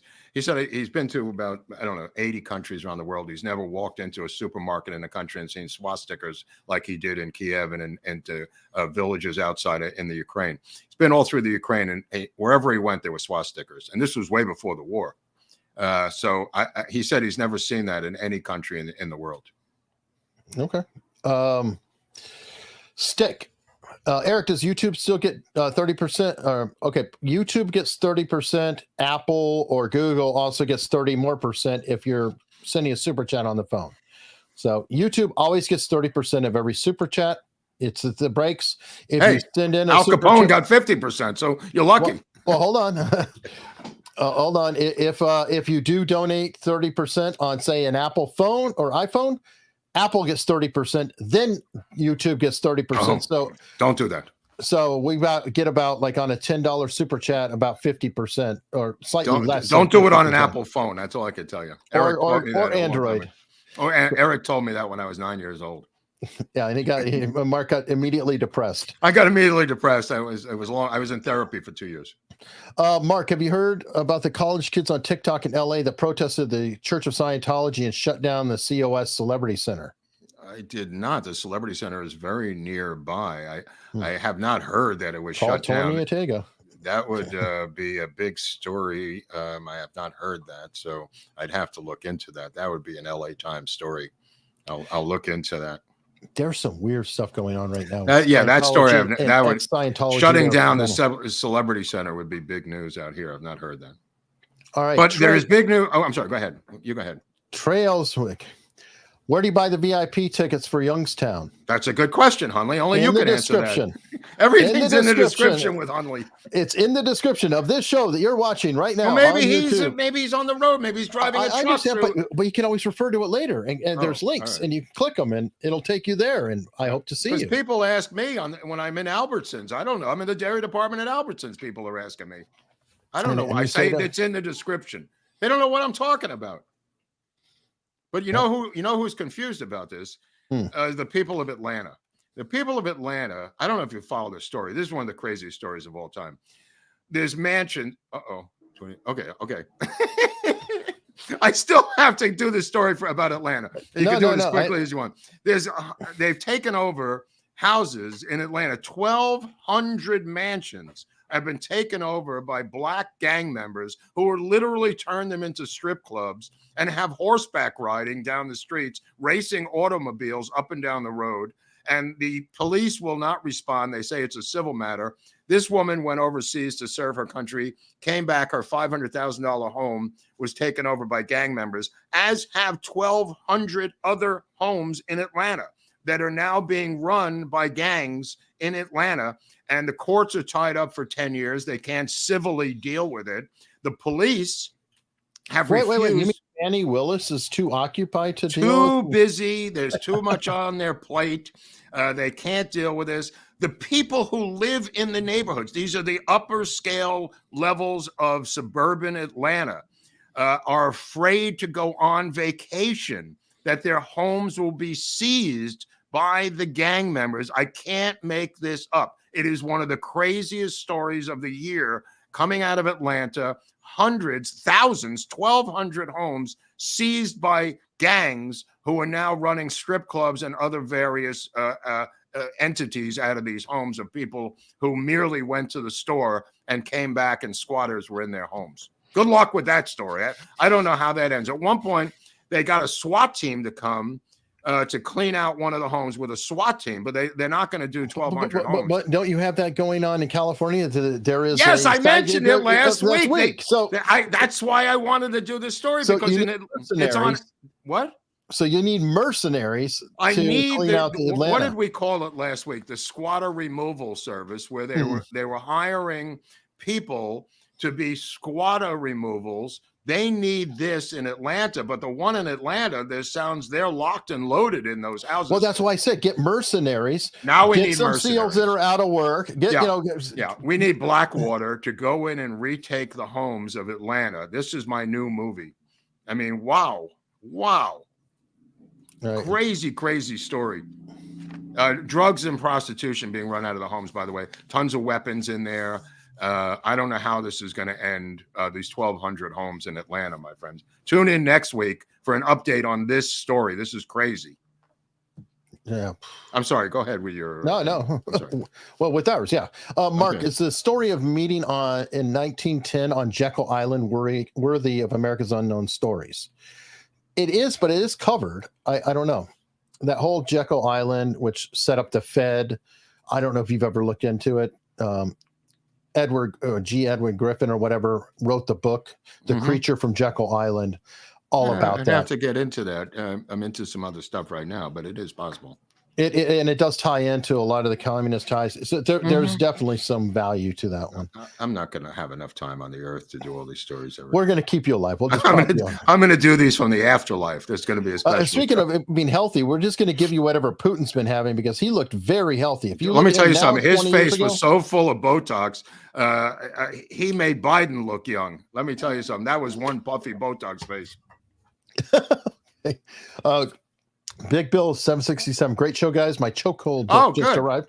Good. Yeah, it's an easily readable book for anybody who is. A lot of these books are not so easily readable. This one really is, and I really recommend it because it's easily digestible and easily tellable to. Wait, go back. I'm sorry. I was letting you finish, then I'll bring it back. I'm just saying it's a good book and it's easily readable. I'm sorry. All right. Used to go to a Jewish restaurant on the Lower East Side, Sammy's Romanian.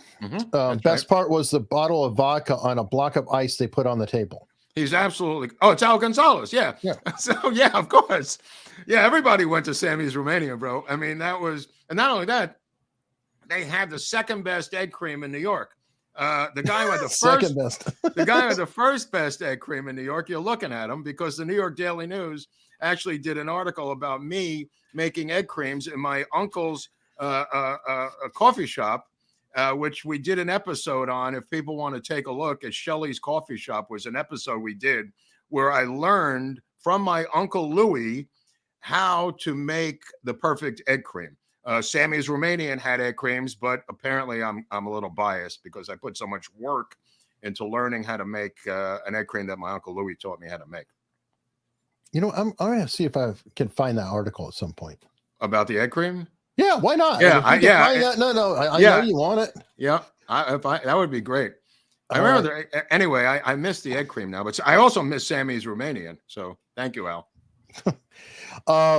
Nana of 3. When Stone interviewed Putin, though, it probably wasn't during such a tense time. We have so many problems, and now Putin may have the upper hand. Yeah, there is some of that. I mean, Tucker was having to play ball to a degree, and everything else. What do you mean? The Kremlin made him ask those questions?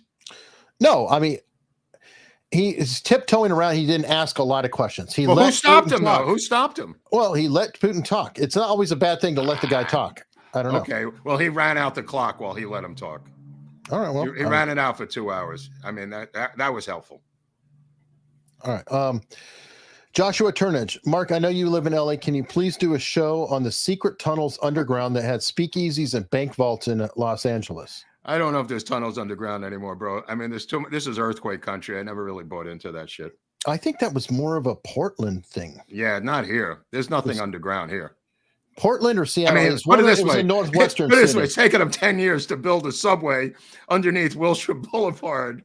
That's taken 10 freaking years just to build an extension of the subway. By the way, and I think it's Portland. It could also be Seattle. It's like a Northwest area. They did have like an elevated city and like an under city, which I always thought was kind of fascinating. Yeah, this is earthquake country here. As I posted on Twitter when it hit this afternoon, that we had some rumbling today.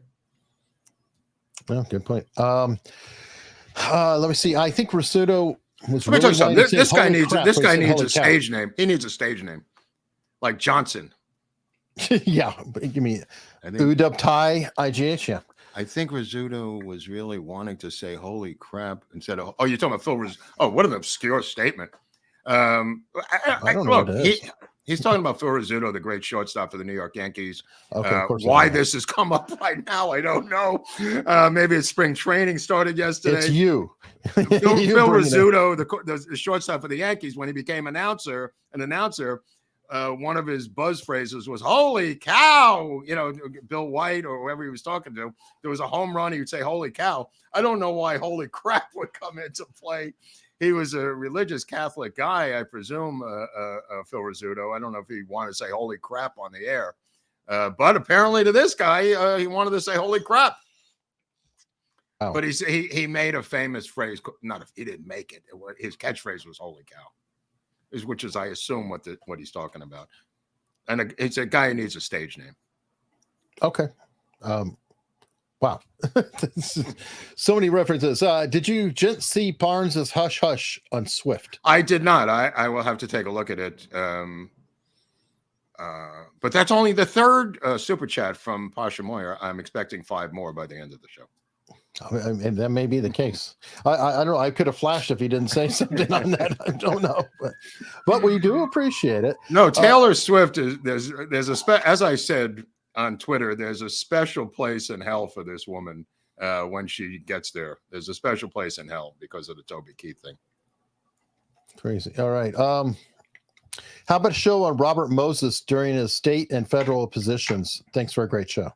You know, Robert Moses, actually, Oliver Stone wrote a script about Robert Moses that HBO turned down. And when we went to pitch the Oswald series to HBO, Oliver Stone got into a fight immediately with the head of HBO.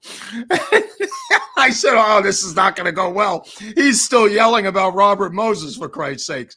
Robert Moses, there's Robert Moses State Park. He was one of the urban developers of New York, literally forced the Dodgers out of Brooklyn because he refused to allow them to build a stadium, which he later allowed the Mets to build in 1964, 63, 64, which was Shea Stadium in Queens, which is where the Dodgers, Walter O'Malley and the Dodgers wanted to build a new stadium for the Dodgers.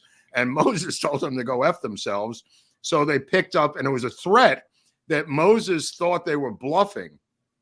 To give you a short story on this, Moses thought that O'Malley was bluffing, and he wasn't bluffing, and he moved out to Los Angeles, where they built a stadium here called Chavez Ravine, a mile from my place here, for the Dodgers to come out, and later the Giants did the same up in San Francisco.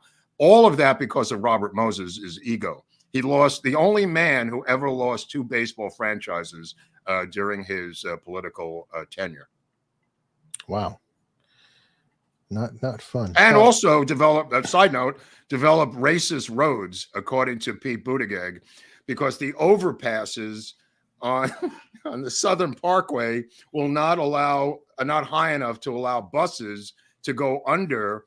And Buttigieg believes that Moses was a racist, not Moses from the Bible, Robert Moses from New York, to prevent people of color coming from the ghettos to get to Jones Beach. Just putting that out there. Can't make this up. Can't make this up. Thank you, Eric and Mark, for your Tuesday and Friday insights. Top Shelf demonetized this YouTube. Well, Go get them. That's Thank right. You know, these pieces Blitzen of shit. gave us 10 memberships. That's like $50. So thank you very much for giving that out. Fucking YouTube. He's back. Wait a second. So an interview with Helms. He referred to his Mormon friends. Again, I think he's talking about Helms from the CIA. Oh, Richard Helms? Maybe. Yeah, that's what I think he's talking about, Richard Helms. Of course, there's Helms Bakery out here on Culver City, which used to have a jazz bakery in there. I don't think he's talking about that. I think he's talking about Dick Helms. Not Jesse Helms, I'm sure. Or Jesse Helms. No, I don't think so. I think he's talking about Dick Helms of the CIA. That sounds Mormons. Right, because they have used religion, and as I said, because they're missionaries. I mean, it's perfect to use Mormons because you have missionaries. They're also God-fearing. Right. Yeah, they tend to be very patriotic, and I'm sure that in the 1950s, they switched to National Geographic, though, as I pointed out on Emerald Show this morning, and they used them as a cover. And later on, they will use Vice as a TV cover to go into foreign countries as a news crew. Yeah. Haley K, has there been a story/theory regarding the JFK assassination, which upon first hearing it, you thought ridiculous, but it turned out to be true? A story that's ridiculous that turned out to be true? That you thought was ridiculous, but it turned out that it was true. I don't think it was ridiculous. Turned out to be true. Well, okay. Well, Mac Wallace's fingerprints on the boxes. I had heard that for years, and then turned out to be true. Okay. I was thinking that the person who told you about the Secret Service and JFK walking in the club. Oh yeah, but it's funny because I had confirmation about that from George Carlin himself. That's what I meant. Yeah. Yeah. I kind of I believe Carlin because Carlin was performing in the cellar that night doing a JFK impersonation. So that could be weird. Yeah, that's a weird one. All right. Creedy, are there any amateur JFK assassination videos, Zapruder, Hughes, etc., that show any potential gun muzzle flashes that could be a gunshot? No, I don't think so. Yeah, no, and they're not JFK assassination videos. These were all home movies shot on various film cameras, 8mm, 16mm home movies. Right. They didn't. This is not 4K. Right. The phone. I mean, think about it. If it happened now, how much phone footage and things? Well, they're not going to use the same system now. If I get one chance to put in one more story, it's about this Michigan judge who's denying a transgender man the right to retrieve his testicles that are in the freezer of his ex-lover out of Michigan. I don't know if you saw this story. I thought this was very funny. And why the testicles are in the freezer. Hold on, I can one up you. I have video. Oh, thank God, Hunley. Thank God. Thank you. I actually can. This is a late breaking story out of Michigan. No. I actually covered this earlier today, but let's go and scooch along to our friendly guy here. Come on, Twitter, play. Husky's response, he admitted what the hell? That physical anomaly has been a point of stress in my life since I can remember, and my middle name that I chose is D because my whole life I've been called Big D. I'm D from the D, and I thank God that these D's nuts were extracted and they were put into a biohazard bag. And for shits and giggles, I put them in a mason jar. Oh my and God. I put them in the fridge next to the eggs. So let me ask you this: was the conversation hungry? I can't watch this anymore. I'm sorry I even brought it up. I'm sorry I interrupted you at this point. Let's just move on with this super chance and forget the whole fucking thing. I don't even know what this is about. I mean, our country is descended into complete madness at this point. That this is in a courtroom in the United States. Our grandchildren are going to be asking us about how this happened. Oh dear God, what is going on, Hunley? That is truly in the you can't make this up category. There's so much today that's in the you can't make this up category. It does not get better. Does not get better than these. You know what it is? It's too long. A week is now too long. There's just too many stories that you can't make this up. Are we going to do another show? Every day. I mean, I don't know what to tell you. I mean, there's too many stories, Eric. No, we should put out a poll. Do we have to do a third show in the week? Oh, how about 15? We'll do like 15-minute clips during the week just to get the burden lower. I don't know. We might have to do something. Well, I don't know. I did a 15-minute show with this woman. I guess she was on for an hour or so, but I wasn't on the whole show today. Yeah, the catch-up show. Mike Cox, RFK is a big-time climate guy. You guys are the highlight of my week. Y'all are awesome. But is that a code name or something? Mike Cox? Is that like a real name, or is that like, some sort of phony porn name? I don't know, but it makes me think of Porky's when, Michael Hunt. Can you call for Michael Hunt? Mike Hunt. Telephone. Well, the red tapes, the famous red tapes where they're calling that bar in Jersey City. If anybody, I have them, but if anybody could find them, you'll really enjoy the red tapes. These two guys in Jersey kept calling the bar in Jersey City with these phony phone calls. This is where Crank Yankers came from and all the other crap 20 years later. But the red tapes were passed around by traveling road musicians, rock and roll guys, for years, and they were used as entertainment for musicians on the road. I have a copy of them, but if you could find them on YouTube, anyone, you will really enjoy the red tapes. Links in the chat.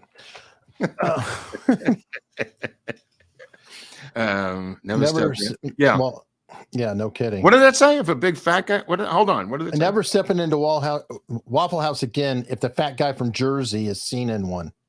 Oh, Chris Christie. Oh, right, I see. Right. It's following up. Let me on tell you the something. early. What goes on in this Waffle House thing? Every time I see it on YouTube, it's a 30-on-30 fight among people just throwing chairs and melting down at 5 o'clock in the morning in a Waffle House.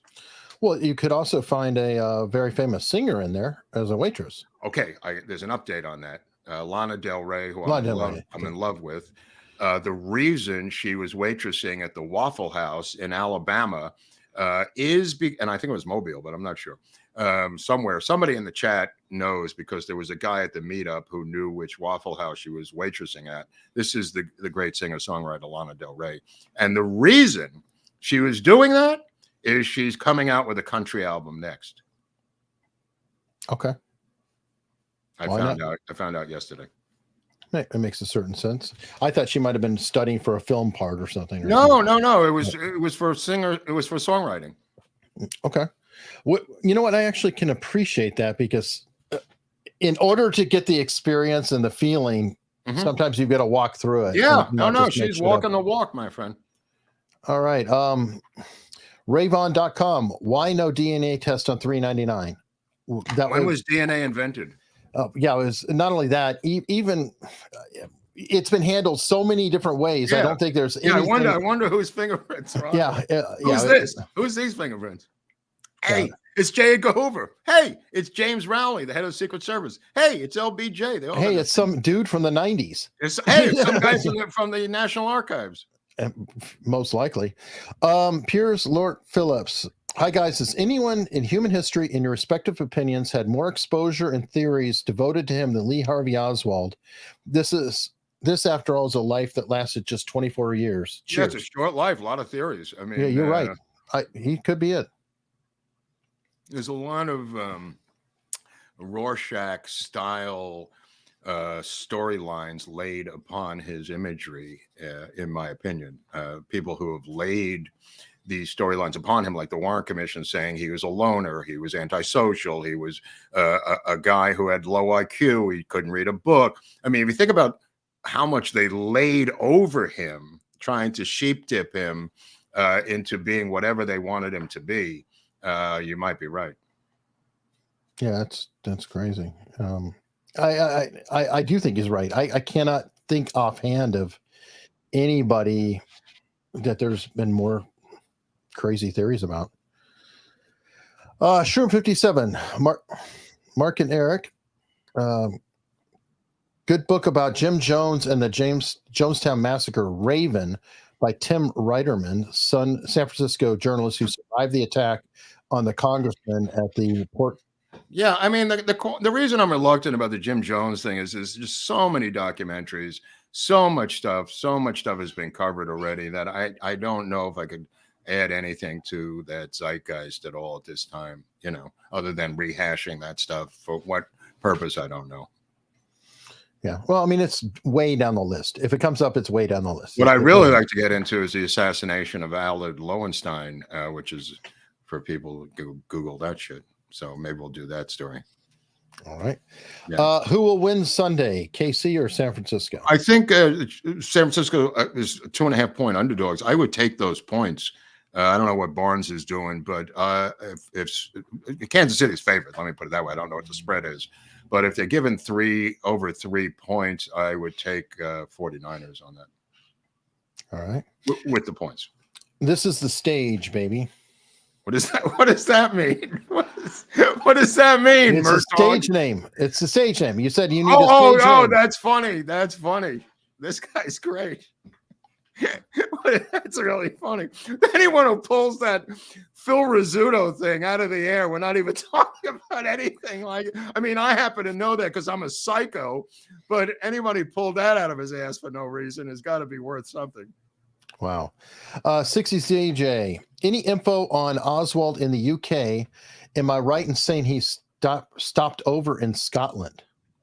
I don't know about that, but he did want to go to this school in Switzerland, and he applied to the school in Switzerland to it was a spook school. He was going to go to the spook school, and then he aborted the spook school mission because he got into the into Minsk. But originally he was supposed to go to the UK, but it was aborted.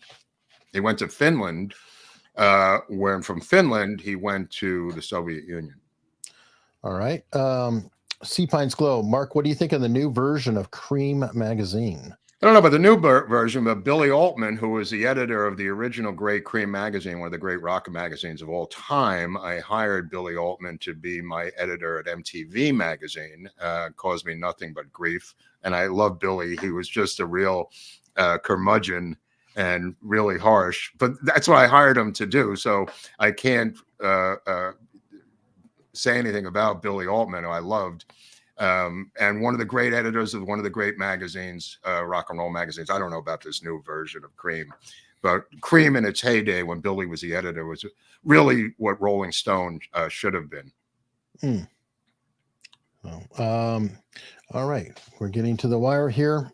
Hundley, you're going to show Mark the story about the 160 murder charges. They let everyone out twice a week when on house arrest. Freedom of Movement Day. And what is that about? I pulled this story. Is that a real thing? Well, first off, look at the headline. Man awaiting trial on 160 counts of murder. Got shot inside a stolen car with 2 guns while on electron. Oh, I see. But first off, though, who's walking around with 160 counts of murder? How many people could he have killed? What is he, a mass murderer?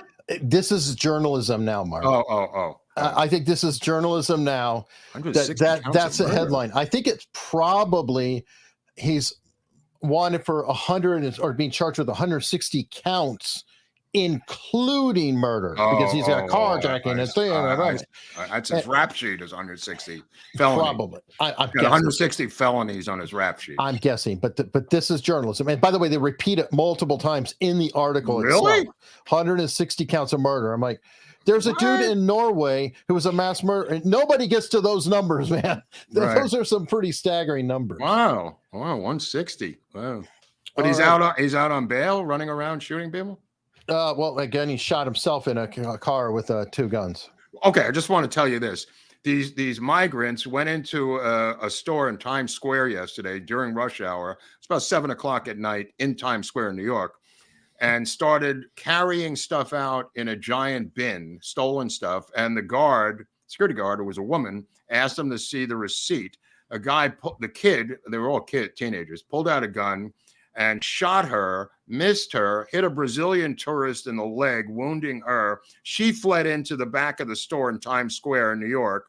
The kid, 2 of them got locked in the store. They fled and were in a gun battle with the New York City police outside the store. The police refusing to fire back because of the crowds, could not fire, and kept taking gunfire incoming. This is for Al Gonzalez, because I don't know how Al would handle this.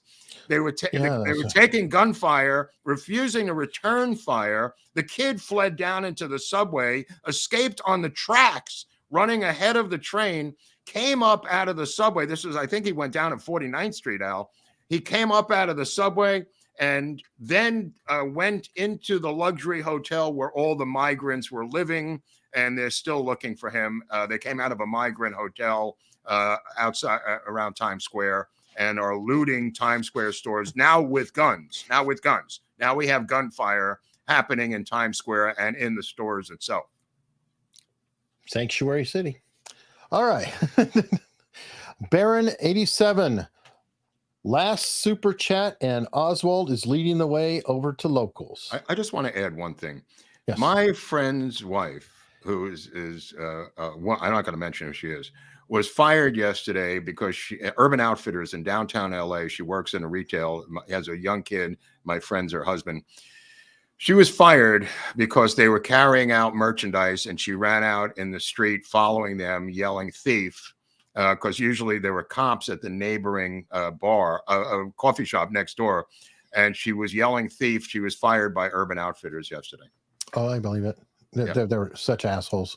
People stopping. Anyway, do you think RFK Jr. would consider adopting the campaign slogan, "Come on, Bobby"? I don't know. I'm still waiting for him to get back to me on my script, which some people said was a harsh title called RFK Must Die. I stayed with the title because it's what's written in Sirhan's diary repeated. Some people told me that's the wrong title for this movie, but I stayed with it. Of course, it hasn't been made, so maybe they were right. Well, that was the perfect super chat to close on. Folks, I hope you come over, follow us to Locals, unstructured.locals.com. This will be the first thing there. It's still playing right now. You can catch it live. If not, you can come visit later. Fast forward. We're going to try something different next time with Locals, but we're going to continue the normal path. We're cutting off here, going to Locals, and we will see you momentarily.